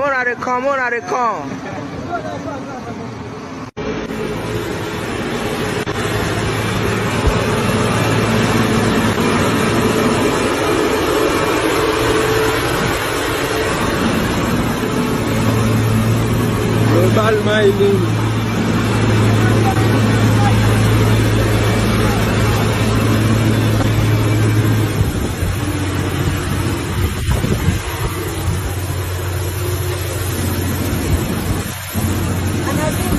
Wetin matter?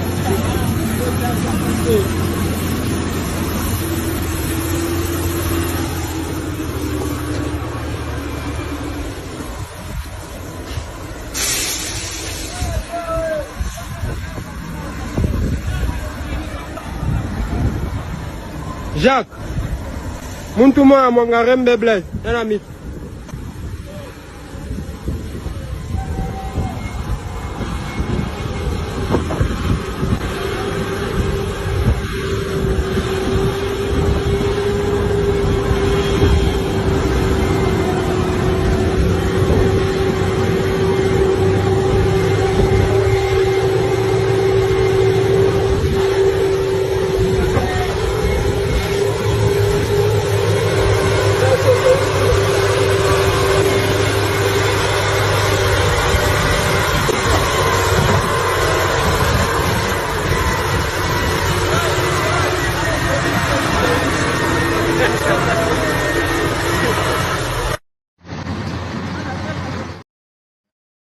Like even you tell me, how person could they do that every day? And that person will have a long life. How? Eh? And oh well, but we'll leave that. Okay. The obsession or the obsessions that some of this political class have with the Igbo. I think it is time for people to recommend that this should be studied. Do you know the latest person who is now showing that he loves the Igbos so much that he will do everything to make sure that he integrate the Igbos into Nigeria politics? Do you know how annoying this is, right?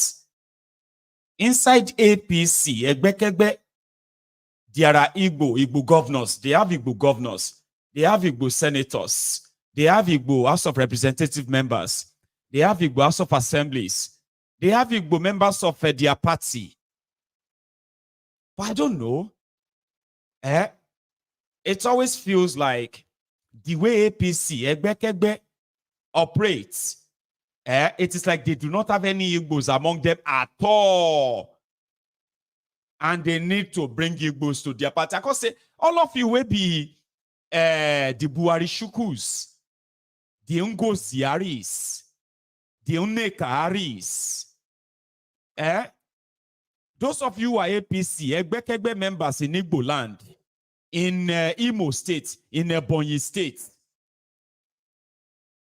For example, APC no recognize una at all as Igbos ni abi. Which Igbos go is APC looking for to come and reintegrate into Nigeria politics? Which Igbo? Especially in mental. But see the latest guy who wants to bring the Igbos to the national, the Babanriga Mobile Banking CEO, Gandollar. But before that, let me say a very big thank you to Sister Yinka. I just got your message right now. So that means I have raised an extra 200 pounds. Okay, thank you so much. So we now have, let me see, we now have about 600. I have raised 620 pounds from the 2,000 pounds I want to raise. Raise. I said raised. Raise, okay. So I need that. And I'm happy that, little by little, penny by penny, it's coming together. I don't know if you see it. Would you see it? Oh, it's going to show your name. Maybe I shouldn't. I'll just keep it to myself. Don't worry. So that means I have gotten 620. So if you still want to help me chip something in, right? I've got two links. One is GoFundMe. The other one is PayPal. I prefer the PayPal because you can get to me ASAP. and the money can be used right now or when it is needed. GoFundMe can be a few days, okay? But whichever one that works for you, especially if you are watching me from the US, please use those links. My dear Igbo brothers, meet your new Gandollar Shuku, who wants to add you to national politics of Nigeria. Yeah. And those 5 states are being controlled by 4 political parties. What a divergent design. APC, through your hard work, we have 2 states. Afghan, 1 state with no boundary. PDP, 1 state, Enugu, no boundary. Labour, 1 state, Abia, no boundary. Now, let me ask you. That's why we have come up with the issue of demarginalization of Southeast geopolitical zone.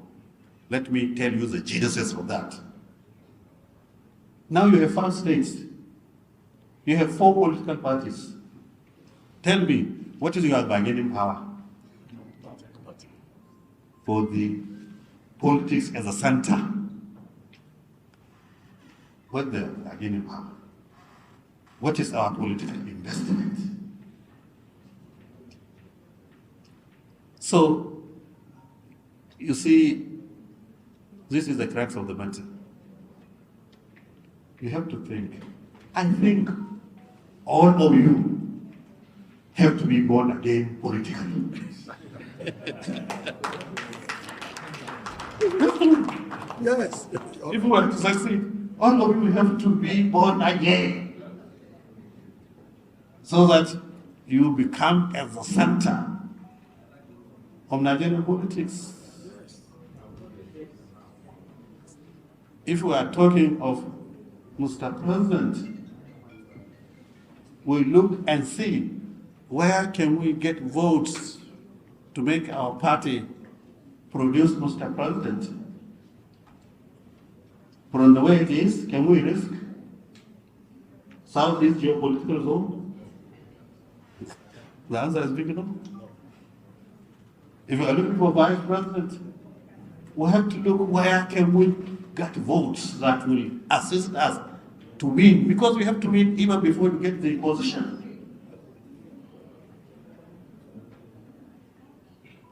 The same thing with other important positions.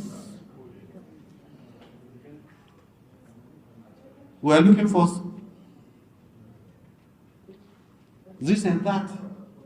So, ladies and gentlemen, on our part, we are very serious. And we want to give you every support. And we assure you, once we are able to liberate you politically for APC, we assure you what happened in Second Republic will also happen to the Southeast geopolitical zone. Now, the way you are operating, please, I hope I'm not taking much of your time. I'm here for you, sir. I'm here for you. I hope I'm not taking your time. Take the time. Take the time.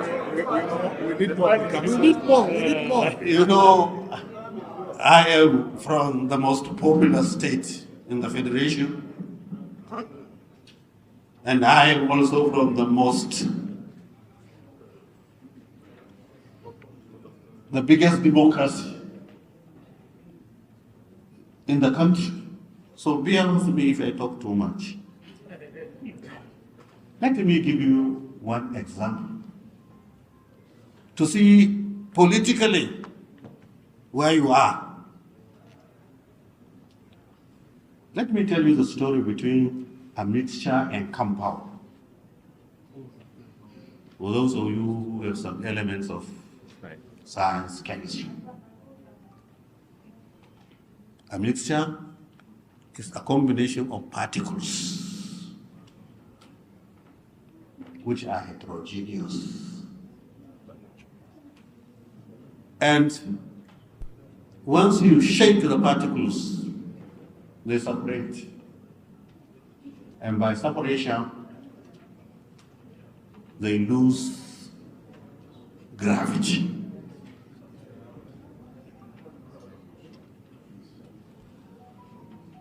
Now, you are together. If it comes to the election, you become heterogeneous. You separate. You box each other. Even if you succeed in producing a candidate, hey, Chineke God. The next time you go to court, challenging the election, you are on election. In the long run, before you face the real election, you lose gravity. Your pocket is empty. But if you are a compound, even though you are heterogeneous, you melt together and become homogeneous. You become solid. Any part of you touch is the same thing. And you become strong. And will be able to make it once you are committed. So, ladies and gentlemen, we want you to be a compound. Nuisance, Lele. Person we suppose dey jail is the motivational speaker for the Igbo Efulefus, the ones that are waiting for an opportunity themselves, an opportunity that can be guaranteed by a thief.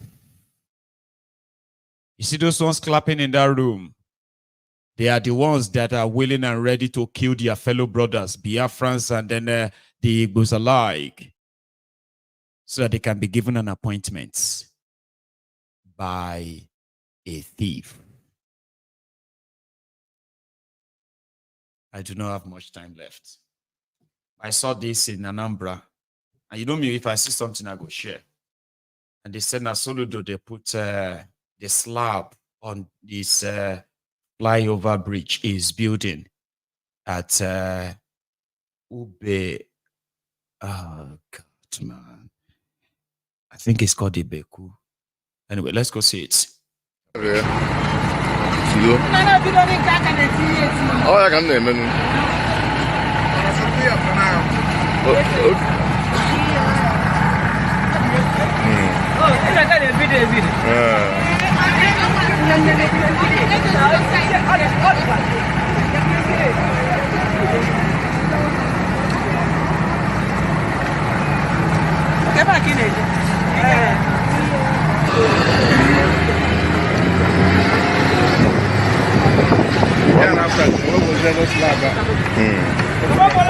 One night we're gonna solution is here.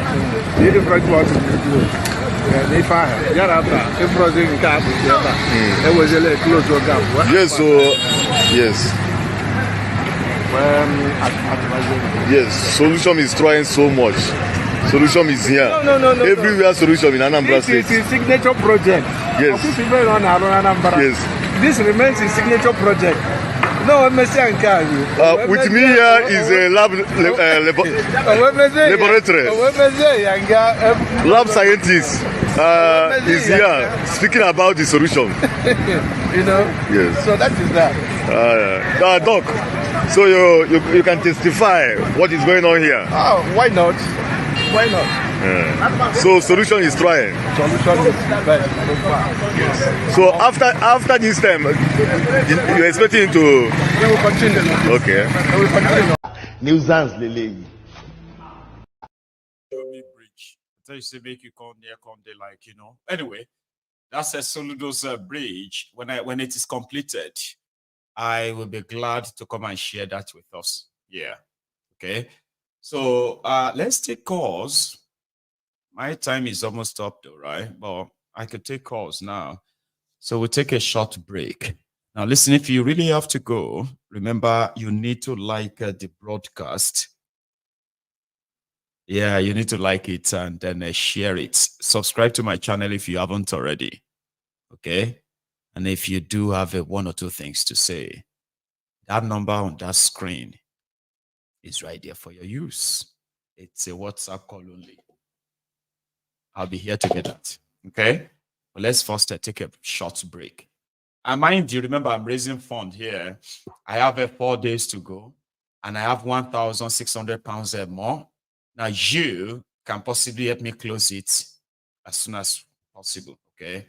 I appreciate every penny. And please check the comments. You will see either the GoFundMe or the PayPal. Thank you. I will be back in a minute or two.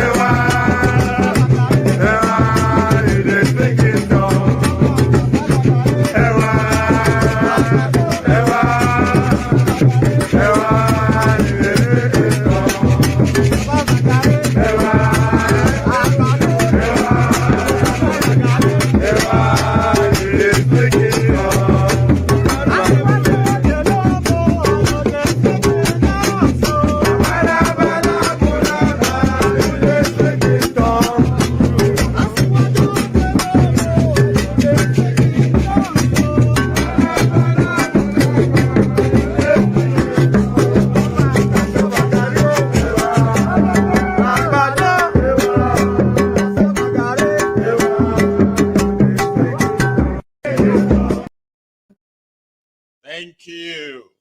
Yes, thanks so much. Let me first check if I have any message. Right, I haven't gotten any. I have not received any other message other than the one I got from Sister Taiwo there, right? Thank you so much. Everyone that is currently trying to see. Don't worry, you won't miss anything. It's just going to take you a minute or two, right? $5, £5, £10, £20, £100, £500, £200, I'll kind of close it up. So I have a project to deliver, and it's going to be delivered on Friday. I'm sorry, on the 31st of July. Okay.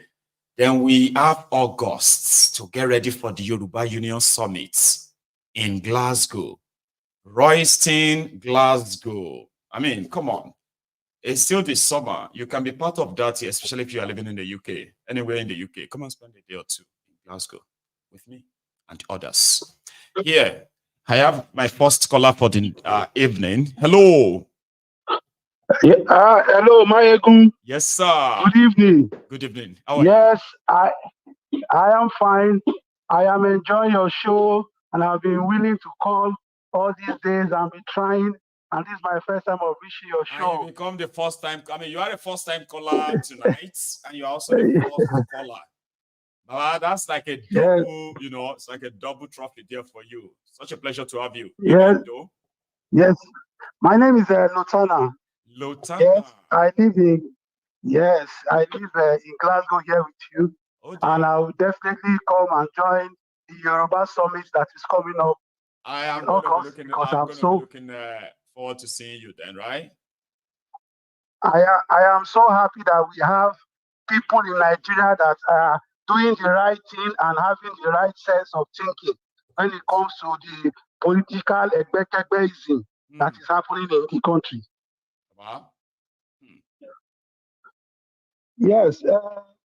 On the issue of the planned protest, I would like to talk more about it, and more likely in the Nigerian concept in general.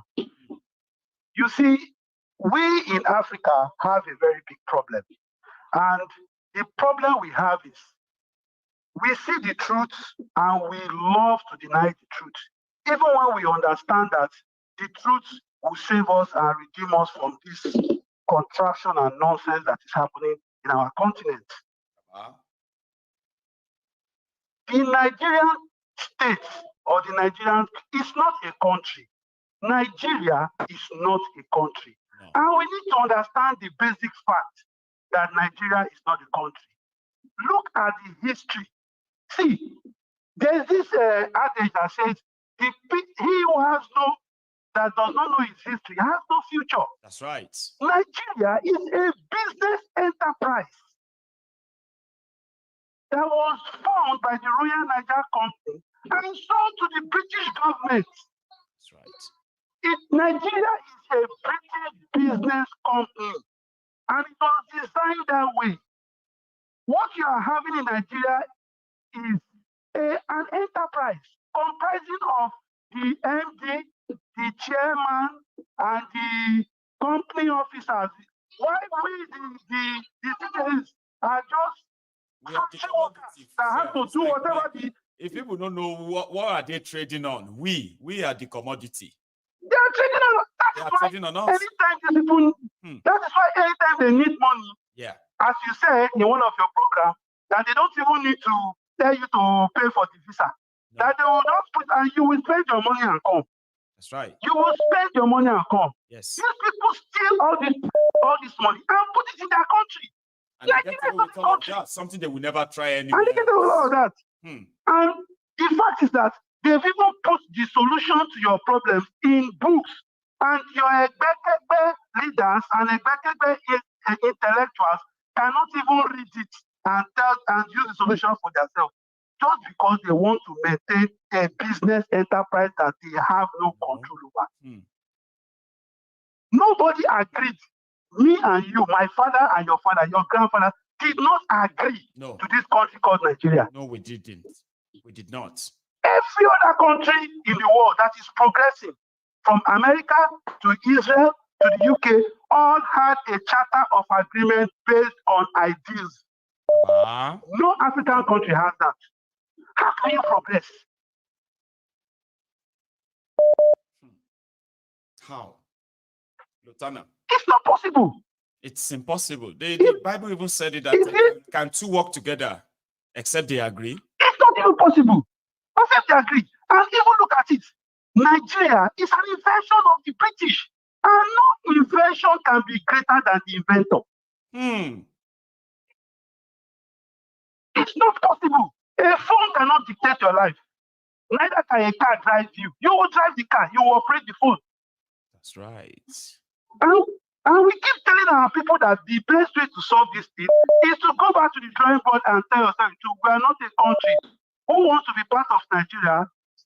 You can come together and form your own country. And if you come to Europe, this problem is experiencing Africa. They had this problem for centuries.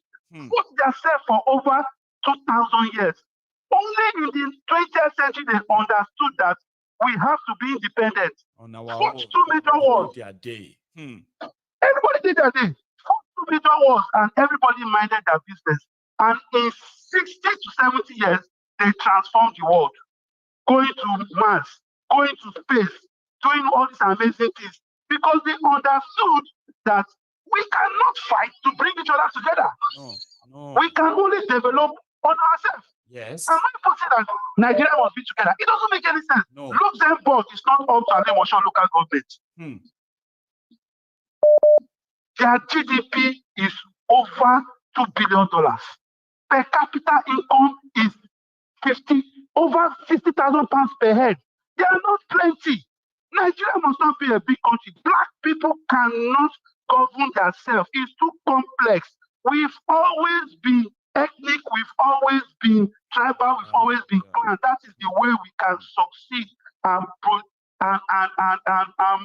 progress. And if we need to do anything, we form an economic trade bloc. You know, it's common sense. It's common sense. Want us to have that chart. See, Lieutenant, thank you so much. Let me take another one because of our time, Baba. Yeah, so thank you very much, Maiyegun. I really appreciate it. God bless you. I appreciate your effort, not giving up, not to calling. Because some people have been like, no, I can never get through. We just watch. But there are those that keep trying until they get through. Like Lieutenant. Here is another caller. Hello. Yeah, hello, Maiyegun. How are you today?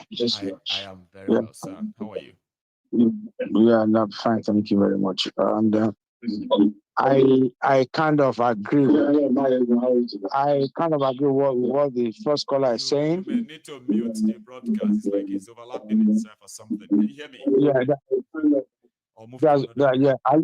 Are we okay now? I think it is better now. Yeah. Yeah. I think I support what the first caller is talking about, and it's hitting the nail on the head. You see, and you see, let's put everything to the right perspective.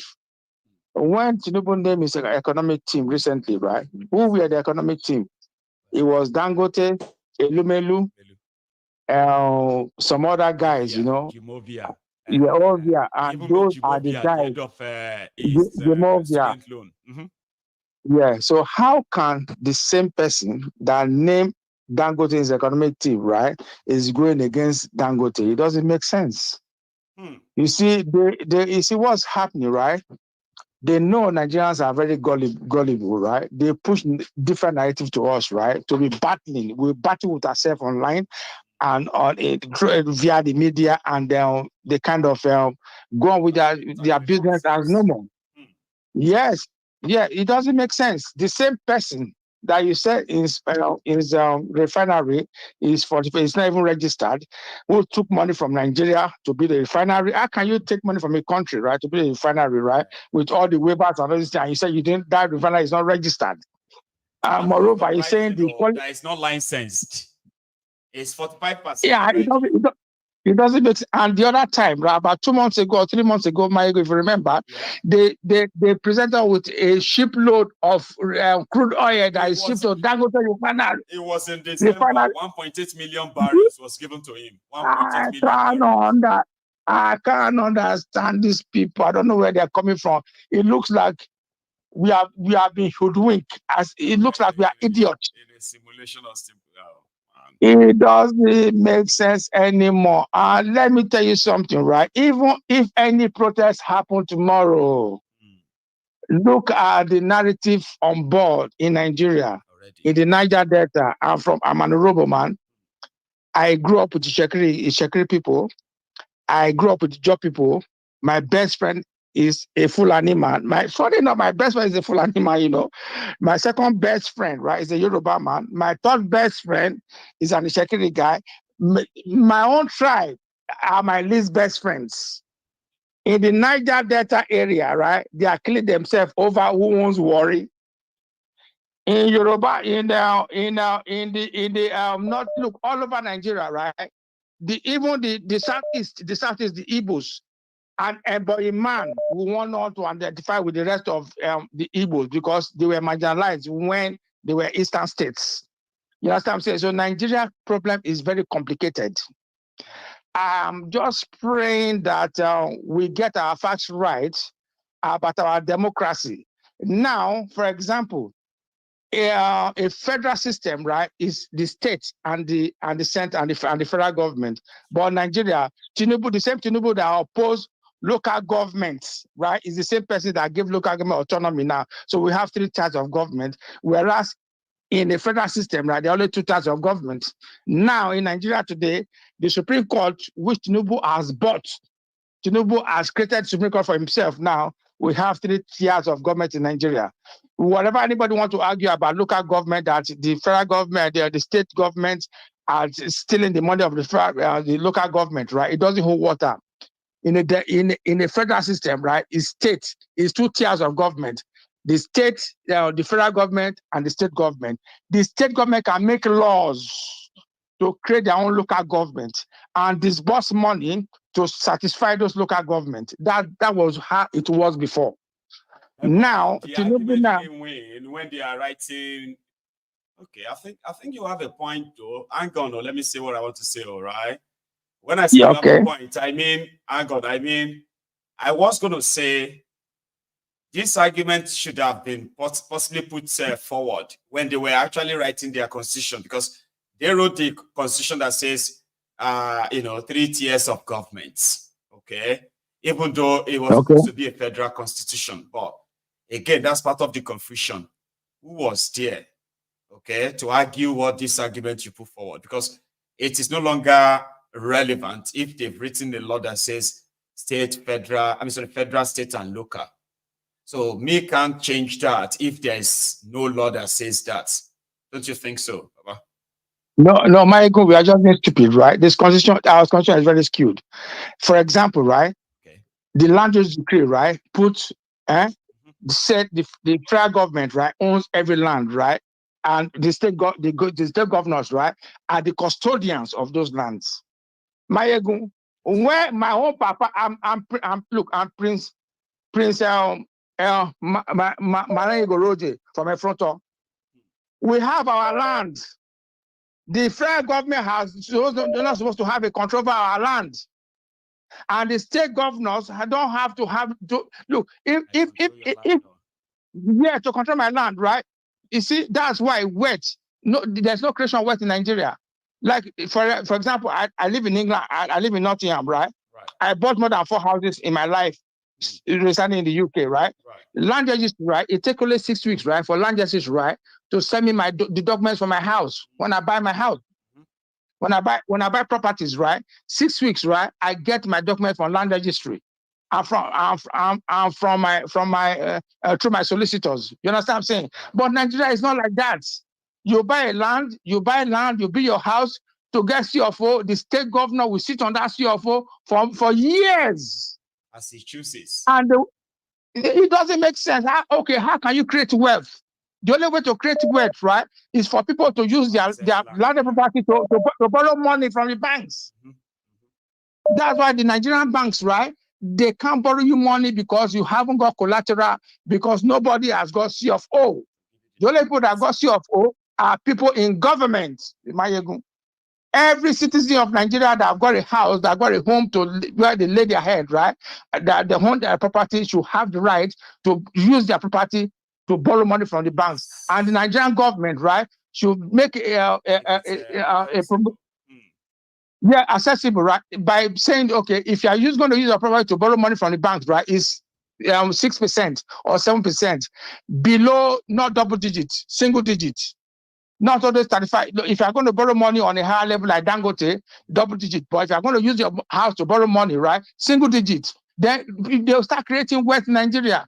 People will borrow money from the banks and use the money to agriculture or whatever. But Nigeria is not like that. I don't understand that country, man. Maiyegun, everybody. Thank you too. Thank you very much. Okay, you have a wonderful night, by the way. It's weekend, though. Enjoy your weekend. That's someone's view there. And this Templar has always been the type that always gets other people talking. I bet some of you are already kind of like bringing out your phone now that you have something to say to what he said. But please do so respectfully, okay? Disagree with others if you want to, okay? Do not get salty. Here, hello. Maiyegun General, good evening, brother. Good evening to you. How are you, Baba? Fine. This is Mr. Z from Lagos, man. Oh, Mr. Z. Good enough that you made it to as well. How is Lagos this evening? Yeah. Lagos is calm. The poverty is choking. Everything is very, very, very somehow, my brother. Bless you, man. Anyway. Everything is somehow, my brother. So, yeah, Thank God. Okay, basically, I just want to tell you, very, very excited about this protest coming up. I pray, and I pray to God Almighty to make it exceed what we're expecting it to be. Because, Maiyegun, we cannot continue like this. And I'm so happy the Northerners are involved, because those ones, their own case is different from our case. They don't take debt as anything. Their own case is different from our own case. And the forces will make them stop. It will aggravate them more. Action. I'm like, oh my, wait, yes. Blood they run inside these Shiites. Come on now. Sometimes they could just calm down a bit before you they kill them. They kill like 20 today. About tomorrow morning, you go see them again. Again, more. And when you kill them, that's when. The thing about it, the elites are so scared. I love the fact they're scared. And you see some of them coming out to dissociate themselves. I'm fighting for you. I'm fighting for you. Yeah. Some can't even talk now. You know? And what I'm just praying, these police and military people will use their senses. Especially all these junior officers they send. All these junior officers they send out to come and kill us or you brutalize us because they are even hungrier than us. Their families are hungry. These people beg for 200 naira in traffic. They are hungrier and their money, that 200, all that money they collect is taking it to their boss. So they are taking it to their guy in the office. Some cut and then give them peanuts again. And then the following peanuts day, every day.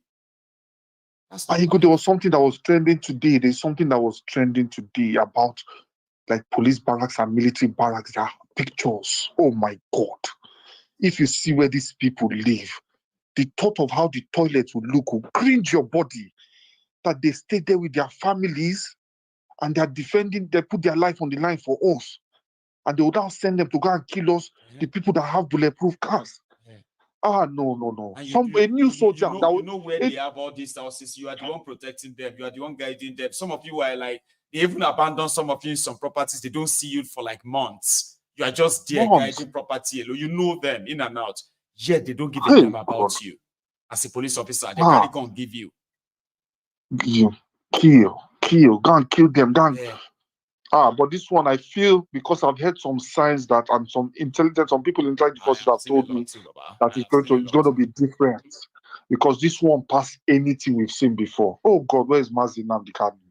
Oh God, where is Mazi? We miss him at this kind of time. We miss Mazi at this kind of time. Everything he has told us is just. There will be almost on every now and then to tell all of you what they are doing. Everything he told us is playing out how it is.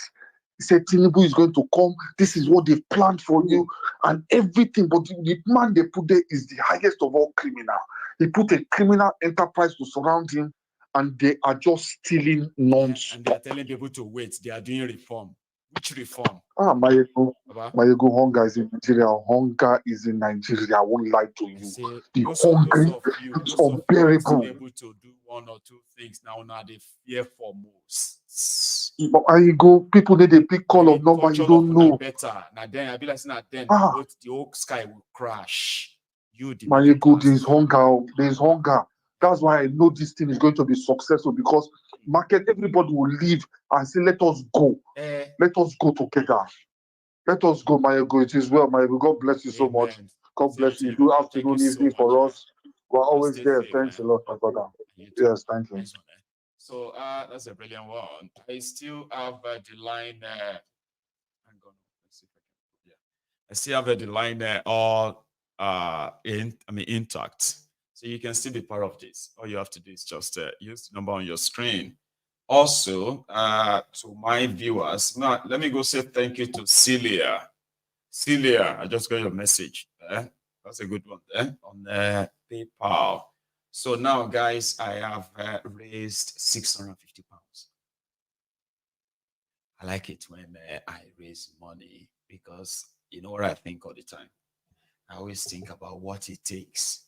Okay, for you to be on a program, you just want to like listen and digest, and then you get to that point that you feel like, oh no, this is so good. I'm going to support. I'm going to support this, and then you have to like get your wallet out, bring out your card, and begin to punch them in, and still you haven't changed your mind. Then you punch it in. Oh, $50. That takes a lot. It is not the money, right? It is actually the desire to give, right? That means a lot. And then the money, because, you know, it still has to be like completed just so we can get things done. It's going to be glorious. You're going to love it. And I hope, because that's just a phase though.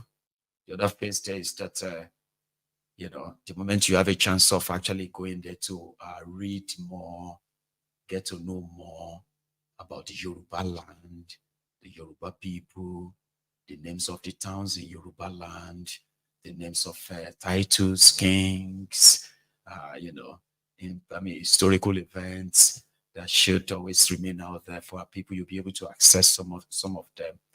The Yoruba Union has a constitution, right, that is going to be ratified next month. So you'll be able to actually read about the laws that guides the union. Also, when you sign up, and that too, which means that if we are able to, I've said this before, right? So if we are able to launch our portal, and for instance, let's say in 6 months, we're able to kind of mobilize, let's say 10,000. I don't want to be, even though I wish to be very much enthusiastic about this, right? But I still don't want to be like, right? But let's say we have a 10,000 of us or 20,000 of us, verified members. You cannot register twice. You can't join the platform twice. You need your mobile number for you to be able to register and get verified as a member of the union. You have a membership and number that says Badero Lushola, Maiyegun General, which is just like a title on that profile, right? And you can be able to possibly like, you know, follow, relate, chat, and exchange infos and all of that. So you see the Badero Lushola membership number 00001111. Glasgow or New York or Minnesota or Michigan, something like that, right? You'll be able to kind of easily say, oh, Maiyegun General, Glasgow. So I live in Glasgow too. Oh, so Maiyegun lives in Glasgow. Hi, Maiyegun. Sorry, where do you live in Glasgow? We need that, you know, that interactive platform, and that's what we are building. Okay, and this time around, it's actually being built as being contracted out, right? So we want things done professionally. Also, when it is completed, right, you as a member of a Yoruba Union, your children, yourself, get them registered, right? And then you can now have the option of, for those who want to choose, okay, you have the option of paying your membership dues, the membership fee. Now, that's also a means of actually like mobilizing funds. Now, I don't have to come here and say, please, I will still come anyway to ask you for help. But now when you have 10, 20,000 members who have, for example, they have a membership fee of every month membership fee of $1, and you have 20,000 of them. So that's $20,000 a month. Now, as a union, you see all those our plan of, instead of coming to raise money to support education, to support healthcare, to support the security of Yoruba land, where we intend to offer as much support as possible to those who have volunteered to protect our people in Yoruba land, go after those who intend to go after stuff like that. I don't want to say everything like that, okay? But yes, we intend to be funding some special security outfits right there in Yoruba land. Those who are already doing this in their communities will receive enough support in order to, you know, to keep it up, just keep people safe, keep the farmers safe on their farms. So we do not, and we need a regular flow of a fund to do all of this. So we need our people on our side. We want them to know what is Yoruba Union and what Yoruba Union intends to achieve. A lot of people probably will prefer us to buy guns. I know. You see, the most valuable weapons or assets, rather, the most valuable asset that I want us to work on in this liberation struggle is the people. They are our most potent and powerful assets. Okay. So the moment they know better that they have been held down, and then they have an idea of how to actually get themselves out of this. Who is holding them down? Who are those holding our people down? We will show them who are those holding them down. We will show them enough, support that will make them stand on their own and face the suppressors if they escape the one that is coming now. So we need to brace ourselves. We need to push our philosophy. We need our members to understand our talking points, our objectives, and the rest of that. So you would help me. You have to help me. Okay? So I need to make that mark. We've already raised that 3 grand by ourselves, within ourselves. I don't think it's ideal to keep putting that pressure on those who are the leadership of the union. Okay? So yeah, I don't know when you joined Maiyegun's Diary Political, okay? But on this platform, we have been able to actually touch lives back in Yoruba land. We have been able to, not only that we have paid medical bills, we have paid school fees, we have supplied educational materials to schools, to children. We've adopted children. In the last 2 years, we have children that are currently enjoying a scholarship with the Yoruba Union. I mean, we've changed lives, but we just felt like we cannot run this union just based on raising fund. No. It has to be something better, something solid, and something sustainable, something that a lot of people and products can actually be created through it. A generation of those who are more aware, more enlightened, and those who are more aware of what's going on around them. So that is what the Yoruba Union is building. And a lot of you are going to read about it in the coming days. And you are going to be visitors to this same portal. It is for all Yorubas and those who have the affiliation, that have a link to the Yorubas. It's important that you join as a Yoruba person, okay? But we do have those who likely want to join as observers and all that. But there will be limitation to what that can be. But how do we know that someone is Yoruba and everybody joining will be Yoruba? We don't. Okay? We just believe that if your verification comes up and it is not showing that you are, why would you join? You know what I mean? So you'll be yanked off. Sorry. To join the Yoruba Union is totally free. But you also would need to be a paying member. The reason why you have to be a paying member is everyone will be. It is that you put your money where your mouth is. Okay? So I've said this before. Not everybody is going to possibly, appreciate this yet.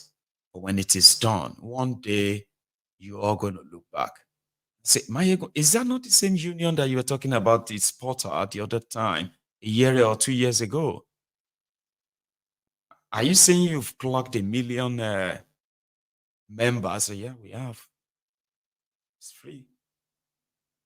And this is the number I am talking about. Okay. Give me 1 sec.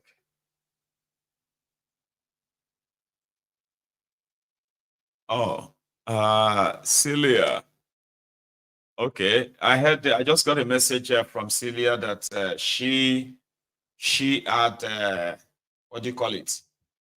That you did your transfer several times and you got debited by all of them. That's strange.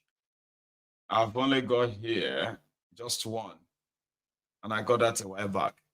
It's not even like multiple. Don't worry, you'll get your money in your bank. Okay. Yeah, don't worry. It is only one that came through. All right. So the rest, don't worry. It won't take your money. All right. If you think you've got, you have been debited, I still strongly believe that it won't come to me. Okay. And the other thing you can do is that I think you can also cancel it. I got one. I got one here. Yoruba Union. You call Yoruba Union. Thank you very much, though. Okay. Hang on. So, yes, talking about Yoruba Union, I have always been an advocate of crowdfunding because a lot of people are also skeptical. Don't let them hijack it. Some people are going to want to hijack. Don't worry about them. Come on. All right. Sorry. Don't worry about them. Okay. You can only hijack something that you have control over. All right. So it will take a lot of I mean, how are you going to hijack something that people will notice that you are trying to, you know what I mean? So everybody should calm themselves. Okay. We are building something that is impenetrable. All right. And then incorruptible as well. You know why? Yoruba Union is about volunteers. When you join us, you'll be volunteering to also help us work for the people. We'll tell you how we want to do this. Okay, it's not a secret court. All right, it is not. We are talking about the people. We are talking about public. We are talking about things that we have to be like out there every now and then. It can't be done in secret. Okay, so and usually, right, your political association, it is not a barrier or an impediment for you to join the Yoruba Union, okay? Don't worry yourself about being, what do you call it? Any supporter of whatever political class they have there. We also have a way of keeping some of people who are like the political this or that. We have a mechanism to keep them far away from anywhere they can influence anything in that regard, right? Anyway, let me take this call. Hello there. Yeah, hello, Maiyegun. Hello, ma. Good afternoon. No. Good afternoon to you too. How are you today, man? I'm thank God, Jerry. I'm fine. I didn't really call to make any comments because let me reserve everything until the D-Day starts. My own is about keeping your reactions till when you can know if you have to go high or just to stay in the middle, right? Well, I get yes. So I actually called concerning the contribution because I had sent you some messages concerning if we could do it on Cash App because my PayPal is acting up, but I didn't get an answer. That's why I'm actually calling. See that message. I'm sorry. What happened is that Cash App is almost packing up in the UK now, right? So it used to be very useful to use Cash App, right? But now UK Cash App can take more than, I think, £100, right? And also you can withdraw more than, I think, a certain amount. Is so bad.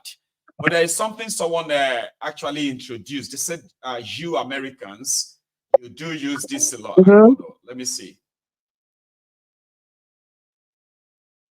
Oh, okay. Just one sec. Right. Somebody sent me a message, right? Just recently, okay? And they said, I'm trying to look up the name. Okay, sorry about that. I should have read it before. So they said you have one that you do use in the US, okay, that I could possibly introduce, but I am going to look for it. Is it Zelle? Yeah. Cash App won't do much for us. Is it Zelle? We normally use Zelle in the US. Is it Zelle? Zelle? I think something like that, yes. I think somebody suggested that. And they were going to actually, a member of the union, he was going to give his own link and get the donation taken and then get it forwarded over, right? So probably I'll look for that and share that. Are you familiar with that one? No? Of course, that's what we use here, Zelle and Cash App. So if the Zelle is okay, that's fine. Okay. Yeah, somebody wrote it. There's another one that gets money transferred straight to the bank account. I have a member that also suggested that. Let me go look for that other name. People have suggested a lot, okay? But I am pretty much like, I don't know. I don't want to keep opening all of this stuff, okay? Give me a second. Somebody said, yeah. No, not that one. I'm so sorry, right? Yes. So somebody, where is that? Stuff. I think I'm gonna just look for it and also pass it on. Okay. So people kind of suggested different mediums, but yeah, Zera and others. Okay, I'll look into that and see if we could use that too. Yeah, because Zelle is very, very powerful in the US. We use that within a second, you get the money. So if you have straight to the whoever bank you account, is that? Yes, straight to the bank account. Okay, I'm going to leave a bank account on the screen, the Diaspora Radio account, okay? And whoever knows, whoever has that Zelle, like you said, right? And I could get that straight, right? Let's give that a shot. Where is that number again? I don't know. I think I left it where. Okay, but he has to be with a US number. Oh, it has to be a US account, yeah? Yes. Oh. Because I'm not sure it doesn't work in Canada. It doesn't work. I'm not sure if it works in the UK. Oh. But if it does, what we just need to do is either with your number or your email. Right. Once we send it, you get it straight up. I think they said, okay, it's not in the UK. You're right. So he always has to be something like a link. Oh dear. Yeah. Mom, right? I will look into all these suggestions, okay? And then we'll come up with something. Yeah, and whatever is going to help.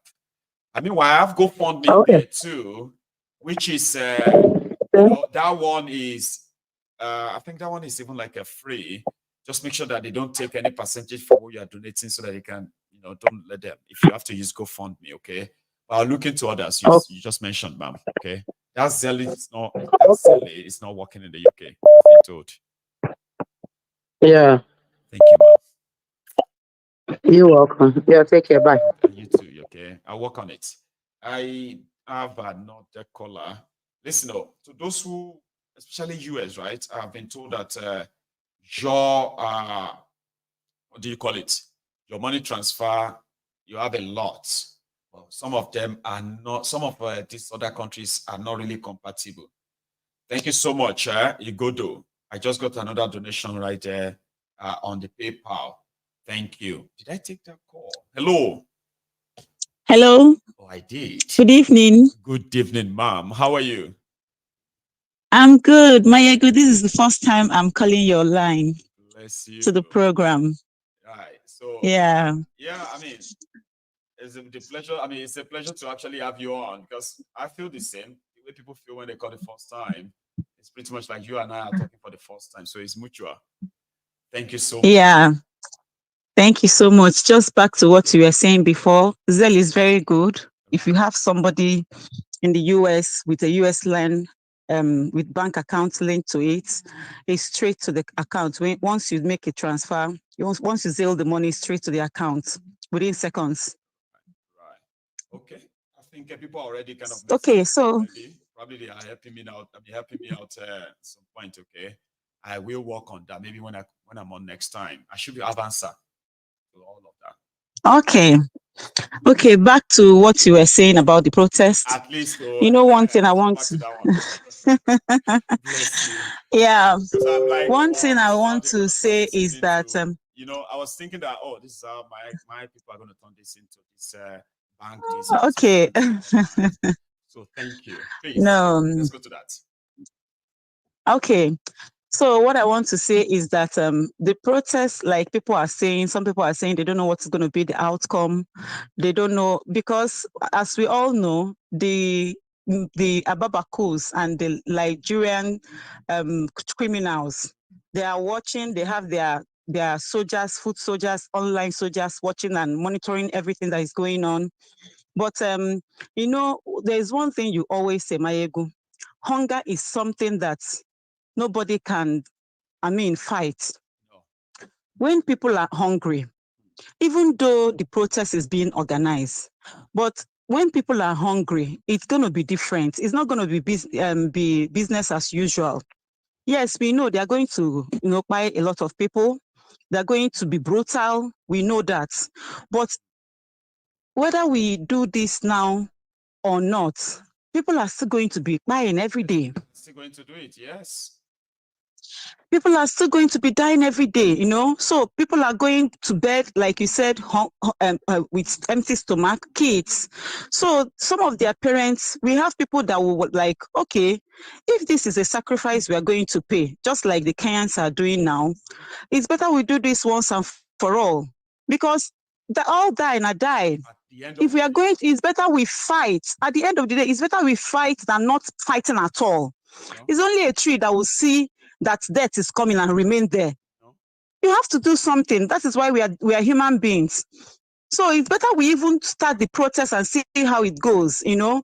If people come out like the Kenyans did, I tell you, Maiyegun, if Nigerians want to do something, when they are determined, one thing I know about Nigeria, once Nigerians are ready and they are determined to mean you, yes. If you like, come after them 1 million times, they will stand their ground. They won't go back. They will always come back. But they have to be ready for it. They have to mean it. And the only thing that has pushed them to that wall is this hunger. I mean, it's hunger. People are hungry. I've never faced this kind of hardship before. Yes, no. Hardship, we've all been through a lot while we were growing up. So those of us who grew up in Nigeria, right? So nobody should explain to us what it was like to face hardship. But people who are witnessing, we witness those then, and those who are witnessing this one are saying, this is different, my brother. Like everybody, they feel them, including those who actually were like well-to-do. They are worried. If this should continue like this. It doesn't matter whether you're abroad, like some of us are. Your people are back home. It doesn't matter, but your people are back home. Whatever economy challenges they are facing, you are equally facing it because you're sending money back home. Exactly. People need to it's a must. If they are buying Gary 1 cup for 1,000 or 2,000, whatever, you are sending the money to buy it. So you're equally contributing to it. That's right. It's affecting you too. So. As inflation is hitting their money, as members of the families, those ones who are graduates and still looking for a job, those ones who have jobs that can feed themselves, majority of them, we have them in our families. And majority of us cannot look away when we hear that they are in pain of something. You can't. Why are we pretending? Nobody is spared. Yeah, you can't. You can't watch your parents hungry. No. It's not possible. No. You can't watch your blood sisters and blood brothers hungry. No. They're not. See, at a point, you have people telling you to buy the food stuff and give them. They're not asking you for the money again. They don't want money. They're only telling you, they don't want money. Please buy me rice, buy me Gary, buy me this. They're no longer asking you for the money. So Nigerians have never gone through this phase. It's just food. We want food. Food, yeah. So we've never gone through this kind of hardship before, ever. No. So that is why I feel there's no way we can say, okay, the protest is not going to work. Okay, what are we going to do? Are we going to sit down and continue looking? Actually, like, everybody says, we need to stand up. Stand up to do what? Some people are standing now. Encourage them. To do what? Please. Encourage them. Whether they are going to we have to do something. Encourage them. Or not. Let's just do something.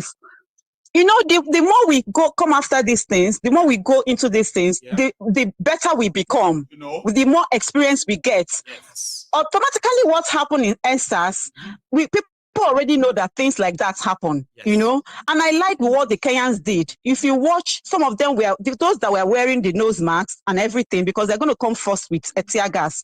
They were still protected. Yes. So if people are going to underground provide stuff like that for the people that are going to be at the forefront, at least let them get something to protect themselves first, then we progress and see how it goes. Still, let me tell you, Maiyegun, if we keep quiet, the moment we see them coming out, we shouldn't kind of be expecting perfection. Okay, let's give courage to those who are going to first come out and those who are going to watch them and say, we are joining them tomorrow. And the moment we realize that it's becoming organized enough, please, we must open our wallet. Yeah. They will need this support. They will need this support. Definitely, for sure. For sure. They can't. God bless you. That is when the Obidients will come in. That's where we come that is when our cash will come in. And we're pushing our funds to sustain them. But we can't be here and be there at the same time. The embassies of all these countries and tell them they are killing them at home. Thank you. Yes, ma'am. So we all know, we all have our roles to play. Not everybody will be at the forefront, okay? And we shouldn't sit down and just think it's not going to happen because we don't. I mean, we believe it's going to fail. I mean, if you don't try something, how do you know you're going to fail? You have to try something first. Exactly. So be willing to fail. We try. I mean, there's nothing bad in failing, you know? At all. We try, we come back stronger. Yes. That is it. God bless you. When they thought they were going to kill the spirit of Biafran, but the Biafran has not died till date. They still come back stronger. Yes. You know? So thank you so much, Maiyegun. Thank you too. I like this. Yeah. Okay. Thank you so much. And you have a good one, all right? So I will come back with you too, bye. You know, on those links. Hopefully, I have something to share, right? Okay. Stay safe, ma'am. Okay. Okay. Good one. Thank you so much. Yes, bye. Ma'am, you too. So I have another caller, but there's something I'm going to remind us of. Okay, please. If you haven't really liked this broadcast, please do like it. It does help. I don't want to pay Google 500, 1,000, 2,000 pounds just because I want to promote this message. You can do that for me. You've been doing that for me. You've been doing it for years now. And it's so simple, right? Like the broadcast, share it wide, and just leave the rest to posterity. The message you find is on audience when you spread it across enough, okay? Thank you. And again, to every one of us who might be touched, Celia, I'm still looking at some message here. It looks scary that you said you got charged that much, okay? I promise you, okay, you are going to get all of that back in your bank, except for the first one you did, okay? So don't worry. I know how that feels like. $170,000. I mean, $170. Oh no! Don't worry, you get your money back. Like back. If it's not back right now, then it should be back probably first thing on Monday. Don't worry, it's not coming yet. Here is another card. Hello, Maiyegun. This is Adiola speaking now. That's Adiola. Adiola, Baba. This evening, sir. Baba, I'm very well. I'm not going to waste too much time tonight because, you know, I think some years ago I saw this thing coming, that poverty will be the driver. And I said it before, that poverty will be the driver that will drive people out, because that is the only correcting tool that will correct this anomaly. Because when people are still, you know, prosperous in different pockets, then is a harder conversation to have. But when you plunge them into poverty, all these things are inevitable. Did they think that this will not happen? They thought once they start sharing rice, they will just forget it and move on. They'll forget it, Abby. After one bag of rice, they'll forget it, Abby. So what will be the sustenance afterwards? See, the chicken has come home to roost. Yes. All those things is the outcome of all the impunity they are doing. So we are here to face the outcome. This is the outcome. You cannot keep on ruling people and subjugating them and think there are no outcomes. These are the outcomes. These are the outcomes that we should expect, that people would at some point rise and take their own case into their own hands and drive their own future. Because, see, Maiyegun, even if this doesn't happen, even if it doesn't hold or whatever might happen, they will try to stop it or probably curtail it. Try. No, you see something. They are only suspending the only worry that people should say, nobody should worry whether it's going to happen or not anymore. It is going to happen. 100% is going to happen. Okay. Now, what you should be worried about now is, would they break them day 1 or 2 or 3? Or they will outlast or outlive these guys when it kicks off. Then that one, we can both worry together about it. Okay? Go on. So you're 100% right. My own school of thought is just based on the fact that even if they try to hamper it or delay it, it will still happen again. This is my point. So even if they want to thwart it or they succeed at this point in time, it will still come back and happen again. because those outcomes are inevitable. So even if you try to derail it to, temporarily or whatever you're trying to do, it will still come back again. Those outcomes have to come to pass. They are still doing there has to be a correction. Again. So what would you expect? Different results? So it's only if something happens, there's a miracle whereby they cut their salaries, change the constitution, go back to our old constitution, and try to. But we know that's not going to happen, Maiyegun. We all know that they will not. A leopard will not change his spots. It will not change anything. They will keep on stealing, and people keep on getting poorer. So the outcome of this government for every Nigerian is not prosperity. So let us be very clear. So the moment we are very clear on those outcomes, then we know what we are facing. Because these people, they are borrowing, they are plunging people into poverty, they are looking for a way to steal. So when you defraud people and you take away their resources, you don't expect them to prosper. So if you think anyone or the vast majority will prosper under any leadership this country is producing, then you are misguided. You are misguided because they would keep on stealing. So if they steal and rob you, you can't get richer. You can't get richer, and hospital going to build they can't do anything. Jobs are going to create themselves. It's impossible. They can't create themselves because even because the government can't create jobs, they can only create an enabling environment for people to thrive, putting policies, putting laws that work. Rule of law that there's rule of law. The judicial system works, but we know that they're incapable of doing it. It is not in their DNA. Some people is in their DNA. Naturally, it is part of their what is right. When they do what is right wrongly, they feel so bad. I want to correct it. But this one, yes, their DNA is not there. So if you examine their DNA, their genetic makeup, when they're looking for the genetic material for poverty, accountability, transparency, it's not there again. It's missing. It is absolutely not theirs. So when you check the DNA strand of all these leaders and you're looking for poverty, accountability, you can't find it there. So if you can't find it there, let this movement go on. It didn't day. So this is the correcting tool. This is probably the correcting tool that we will need to correct the excesses. Because I will just say this and I'll just go. That's right. So you can only do it for so long. You can't perpetuate this crime to eternity. No. This is not in perpetuity. No. So the end has come, regardless of what they say. Tick tock. Baba, after this protest, you will start seeing things crumbling. You will start seeing infighting. You will see infighting. You will see a lot of infighting in their camp. In their camp. You will see a lot of people casting themselves out. You see a lot of people, fighting. Yes, this is the outcome we're looking for. People to rise up because they've plunged people from poverty to extreme poverty, from people that were in fragile middle class to poverty. So people are even I'm not sure if you can now call it extreme poverty.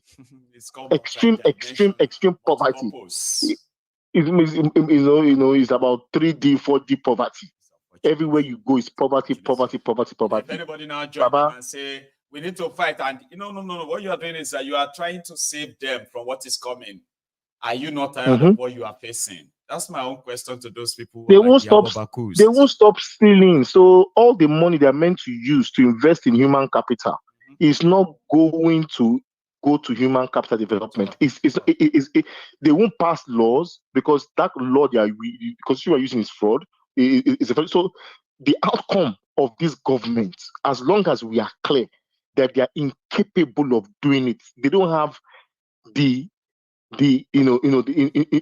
mind to do it. The genetic formation of that, or their DNA, as you put it, they just ineptitude. Yeah, ineptitude.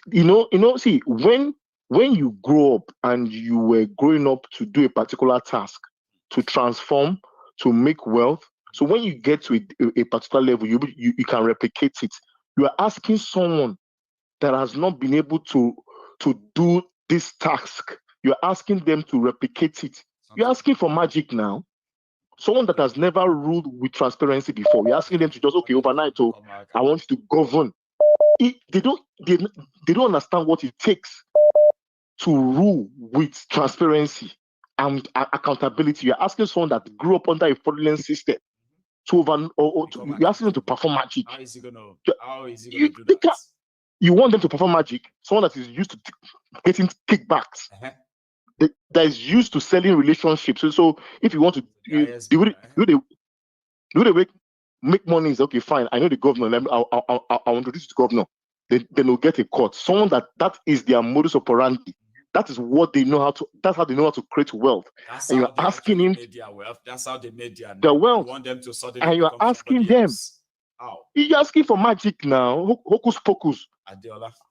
Abacadabra. Baba, good night, sir. Sir, God bless you, sir. And you too. You have a good night, okay? Thank you so much. I think I found out what happened to Celia's money. Celia was making donation on PayPal. I'm making donation on money. GoFundMe too. Now I have found 2 donations made this evening. So that simply means it's true. You had about 3 transactions taken from your bank. Now here is something you can do. You see that of GoFundMe? There is going to be, I think there is, from the confirmation sent to you after they took that donation, right? Where they'll say if you change your mind, something like that, right? You can cancel it, even though it's going to take about 3 days for the money to come back to your bank. I advise you go and cancel that of GoFundMe. Let me show you. I found them. Go and cancel these 2, okay? And you have the money back. Even though GoFundMe won't give me the money until like about 5 days now, okay? But if you do it this evening, check that email you received. You should be able to, you should be able to cancel them. See, you are here, Celia, £40. And I bet that's like a $50 or $60. And here is another one, £45, Celia. And I bet that's like about $60, $70 again. So all that money, you can cancel these 2. I already got your $30 or so $29, 29 pounds on PayPal. So what you have to do is now cancel these 2. You will get your money back. And I'm not sure if they are going to they're going to add the charges. They may not give you back the charges, okay? But cancel it right now. Do that now, all right? And you will have the money back in your bank by Tuesday. Try that. Try it now. Cancel it. So I got the other one, okay? I'm taking my last call now for tonight. So if you choose to support this, God bless you. Agunobi, my brother. Chikelwe, God bless you. I got your message. So I didn't even know that our people are already on, what do you call it, on GoFundMe. So we have already raised, how much on GoFundMe? Let's see, from today. So when we take a Celia's 85 pounds out, we are still left with, today, we are still left with, Maruf, sir, God bless you. Idowoludemu, God bless you. So I have Daniel Olateju. See, we still have 167 pounds, yeah? We have 500 pounds on PayPal. And then we have 200 pounds in the bank. See, I've almost raised 1,000. God will bless all of you, my donor.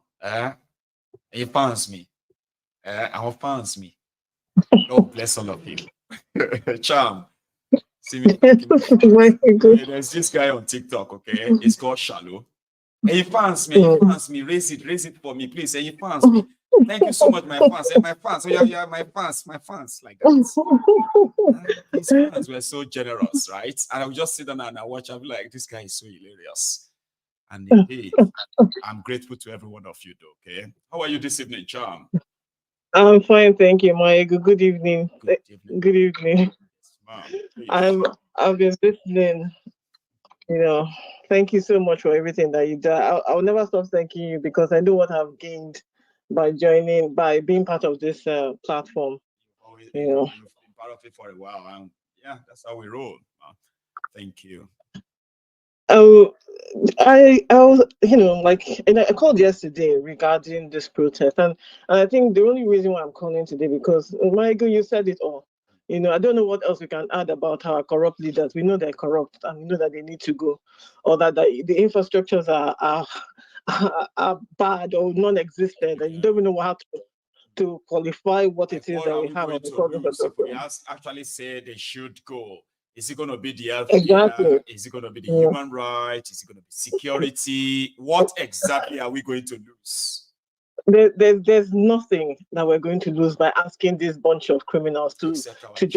I think that's the only thing we'll lose. We'll lose our change if we change them. And if we exactly, and there's somebody making a comment in the, stating something in the comment section about how, if we don't get the protest right, there'll be radicalization down the line and everything. I don't know, I know that our people are hungry, Maiyegun, and I know that our people are dissatisfied, with regards to the things that are going on in that country or in that region. But I want to say that I'm not even sure it's clear exactly what they're fighting for. And I say that because everything that we're going through, everything that we've gone through as a people, as a region, is as a result of the indirect, how would I put it, influence of the establishment. Right? We've been lied to and said that we've been given a democracy. You and I know this is not a democracy, right? We've been lied to and told that this is a country. You and I know that this is not a country, right? We've been lied to and told that we are citizens of a place, and that we have what every other person in every other continent has. But we know it's a lie. We don't have any of that. We've been lied to and told that the heroes that we have are the people we should look up to. They are all criminals. No, there is no hero among them. There are no heroes among them.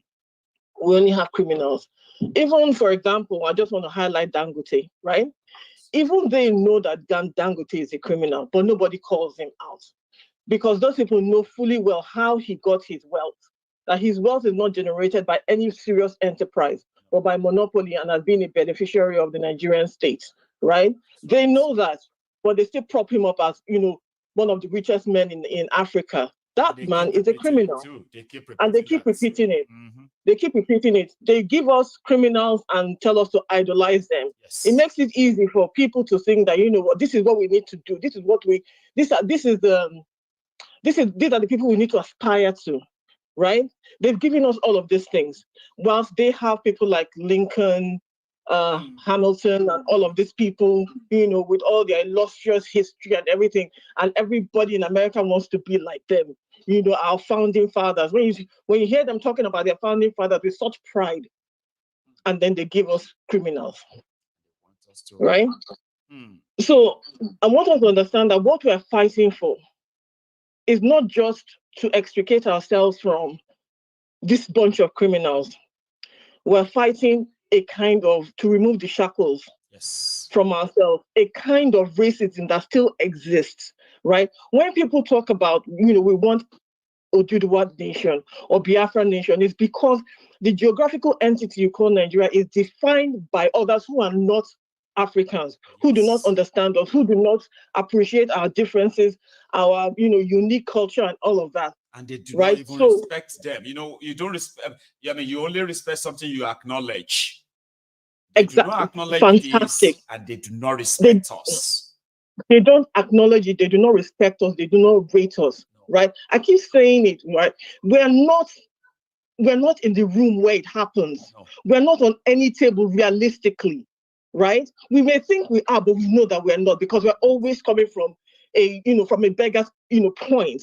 Right. So what we're doing now, even if it is not successful, Maiyegun, and I pray and I say that with, with the belief that it will be successful. But that be positive enough that it must be successful. It must be successful. There's so much at stake, believe, you know that there's so much at stake. Yes. Let's leave our differences. People don't understand this whole thing is affecting all of us. Anything that can at least put a break. People need a break. In a nutshell, people need a break. Let's forget all these things that we feel towards ourselves. My dear sister, people need a break. Anyone that can guarantee that, at least come on. It must succeed. Yes. And I want it to succeed with every fiber of my being, because I know what it means for a revolution to succeed in that geographical entity, right? I know what that will mean for the people in that country, for the people in that entity, and for us in the diaspora, right? I keep saying it, and I know maybe a lot of people don't feel the same way, but we're not meant to be here, realistically. We're not meant to be here. When you think about the sacrifices of our ancestors, and I say, for example, the Igbo landing. You know the story of the Igbo landing. These were people who they brought to that land. They said, no, we're not going to be here. Instead, we would rather die than be in this place, right? And let me ask all of us who are in the diaspora, we've really shamed our ancestors, because all of us sit down in one place and say, well, I'm a British citizen, I've got a British certificate, a British passport, I'm a this, I'm a that, these are the things that our ancestors rejected. Our ancestors rejected it, but we happily and joyfully put those shackles on our heads and say, this is who we are. These are the same people, right? The same people that took us as slaves, the same people, right, that still don't acknowledge us, that still don't rate us and all of that. So this protest for me is not just about removing people like what they call the Tinubu and his gang, because the corruption in Nigeria is not just the political class. There's the religious ones, the elites, the banks, the media houses. All of these people contribute to the problems of that geographical location, right? We want to be able to say, because Maiyegun, you don't have two heads, do you? Yes, you are there day in, day out, right? Telling people things, okay? They cannot tell me that we don't have the brains, we don't have the human resources or the human capital to put that particular region on the right track. These people are not brighter than us. These people are not wiser than us, right? There's nothing that makes them better than us. So this protest, and I want it to happen with every fiber of my being, is for us to actually, be our true selves, because we're not our true selves. We're not our real selves. We're still being led. Yesterday, there was something I neglected to mention. A lot of people were talking about Tinubu as being a strategist. Tinubu is no strategist. He's not a strategist. People understand that this Tinubu is a CIA asset from day one. And whatever he's doing, he's being led by them, because this is the exact situation they want Africa to be in, with these kind of corrupt leaders, because it allows them, whether we like it or not, to carry on, taking more from the continent than they will ever give to us. Okay, everything that Tinubu does, he's being directed. He's not a strategist in any way, shape, or form, and that is why they have the boldness to do the things that they do. People talk about Tinubu. He knows where his father's power is from. Okay, he knows who are his father's real backers. Okay, so he knows what he can do and what he can get away with. Somebody who was talking about him and said, oh, he's a young person, can't he advise his dad? I said, he's a product of a corrupt father. So where is he going to learn morality from to now teach his father? Where? From who? Even if he had any moral fiber or whatever, the fact that he is the way he is, he has been a beneficiary of Tinubu's ill-gotten wealth and everything. And the truth is, he knows who his father's people are.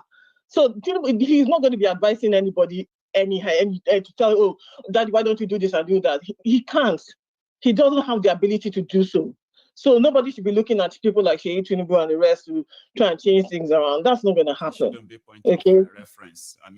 It shouldn't be a point of reference. They're all the part of the people that we need to get rid of, so that they should not have any kind of influence going forward. They're not innocent. I said that yesterday. I said their children are not innocent. So when people say leave their children out of it, are you joking? Their children are not innocent. They are in on it. You just have to see how involved they are too. So whatever comes from their fathers or their mothers will surely touch their children. Come for them. Yes. She come from them, and then for some, if you're talking about a baby, I can understand where you're coming from. Tinubu is a grown-ass man. He's married. He's got kids. He's a proper beneficiary of his father's illnesses. Somebody that turned off, what do you call it, the Lekki Toll Gate billboard lights. So those people who witnessed the protests at the Lekki Toll Gate, right? We used to use that, like you see that billboard there. People will be watching the display. They were using the light. The day they wanted to carry out the massacre, they turned everything off, including the billboard. Everywhere went dark and started shooting. And this is the same person that you're hoping will advise his father. Please let us stop talking. Thank you. So, yeah, I don't know if other people are going to be able to call, but I just thought, let me just share that. Our time is so up. Yeah, you have probably a minute more. You still have something to say, right? No, Maiyegun. I've said go. Yeah, brilliant. Thank you so much, Charm. And you, everyone else too, okay? You have a wonderful night. Okay? Cheers, ma'am. Now that's a Charm, and I want to quickly say a very big thank you to all of us. Okay, Yishao, Sir Rashid, Rishal, thank you so much. I got your message. God bless you. That's so generous. So this evening, let me give you the feedback. Okay.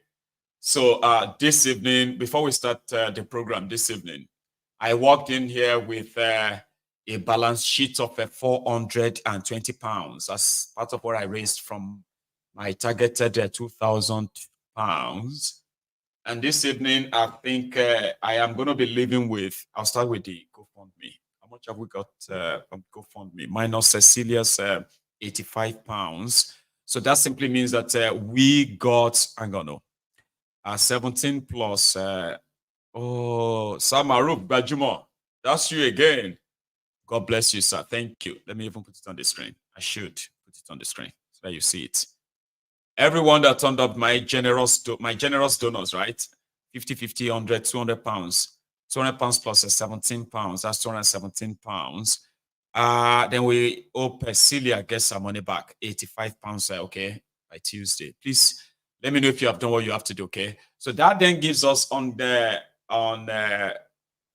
GoFundMe. So we have 217 pounds. Brilliant. And then as of GoFundMe on PayPal, let me see what we've got. So I just got something right there, and that takes my total. I have 580 pounds. So 580 pounds plus 200 pounds, 780 pounds plus 217 pounds, 217. Let's even say 220 pounds, 780. That means I've actually made 1,000 pounds. I've made 50% of what I'm trying to raise. We go again tomorrow.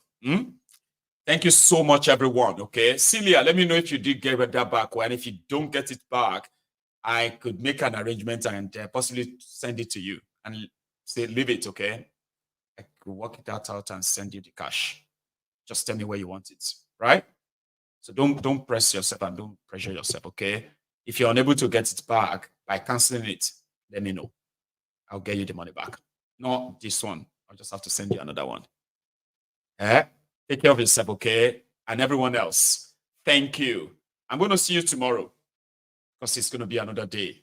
We may not have our Sunday sermon tomorrow, okay?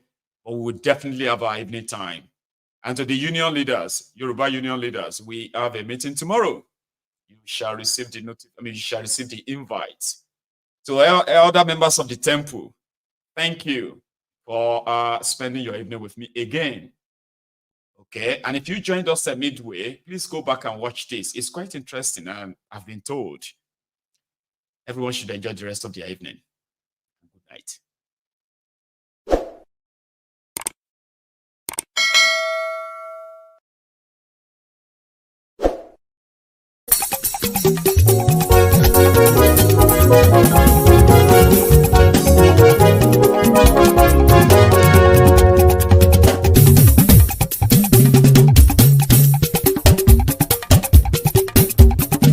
Maiyegun làwa mọ̀ làmọ̀ tó dòdòdò. Maiyegun Diary, Maiyegun #1. Maiyegun làwa mọ̀ làmọ̀ tó dòdòdò. Maiyegun Diary, Maiyegun #1. Maiyegun ti dé o, ọ̀rẹ́ ará ìlú. Maiyegun Diary, Maiyegun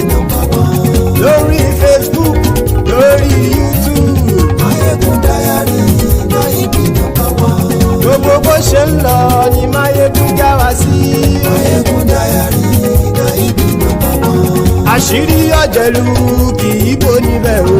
Maiyegun Diary Nayibi #1. bó bá ṣe eré àní Maiyegun máa wí. Maiyegun Diary Nayibi #1. ó sì tún ṣe eré wàá gbọ́ níbẹ̀ o. Maiyegun Diary Nayibi #1. Maiyegun Diary politico. Maiyegun Diary Nayibi #1. Godfatherism kò sí lọ́rọ̀ Maiyegun. Maiyegun Diary Nayibi #1. ẹ farabalẹ̀ sẹ́ o kẹgọ́rọ̀ lẹ́nu o. Maiyegun Diary Nayibi #1. àní Maiyegun làwa mọ̀ tó dòdòdò. Maiyegun Diary Nayibi #1.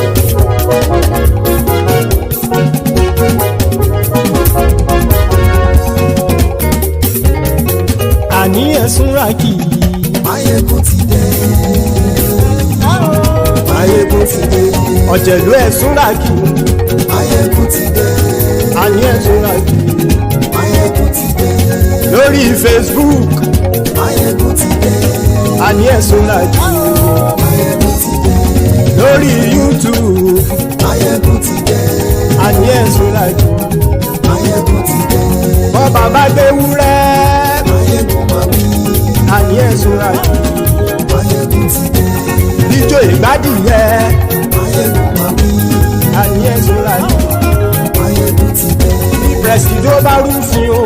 Maiyegun máa wí. àní ẹ̀sùn ràkì. Maiyegun ti dé. bí gómìnà kówó jẹ. Maiyegun máa wí. àní ẹ̀sùn ràkì. Maiyegun ti dé. ọlọ́pàá ti ń darí bá. Maiyegun máa wí. àní ẹ̀sùn ràkì. Maiyegun ti dé. aṣòfin tí ń rúfin o. Maiyegun máa wí. àní ẹ̀sùn ràkì. Maiyegun ti dé. òpùrọ́ olóṣèlú. Maiyegun máa wí. àní ẹ̀sùn ràkì. Maiyegun ti dé. ọ̀jẹ̀lú ẹ̀sùn ràkì. Maiyegun ti dé. àní ẹ̀sùn ràkì. Maiyegun ti dé.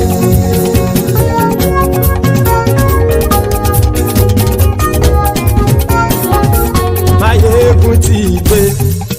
gbogbo ọ̀jẹ̀lú ẹ̀sùn ràkì. Maiyegun ti dé.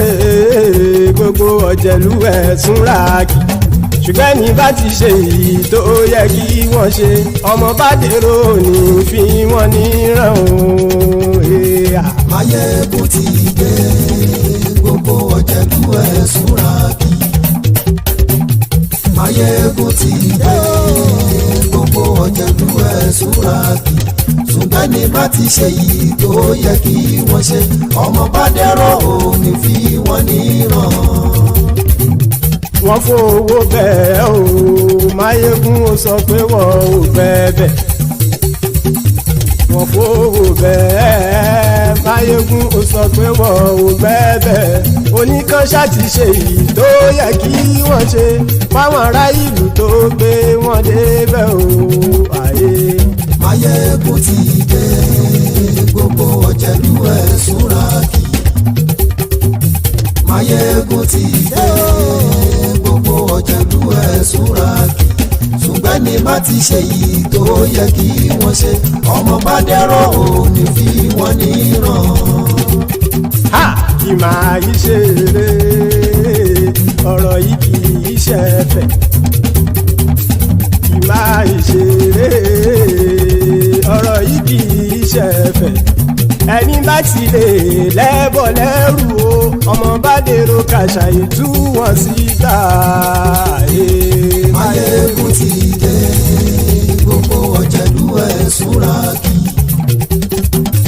Maiyegun ti dé. gbogbo ọ̀jẹ̀lú ẹ̀sùn ràkì.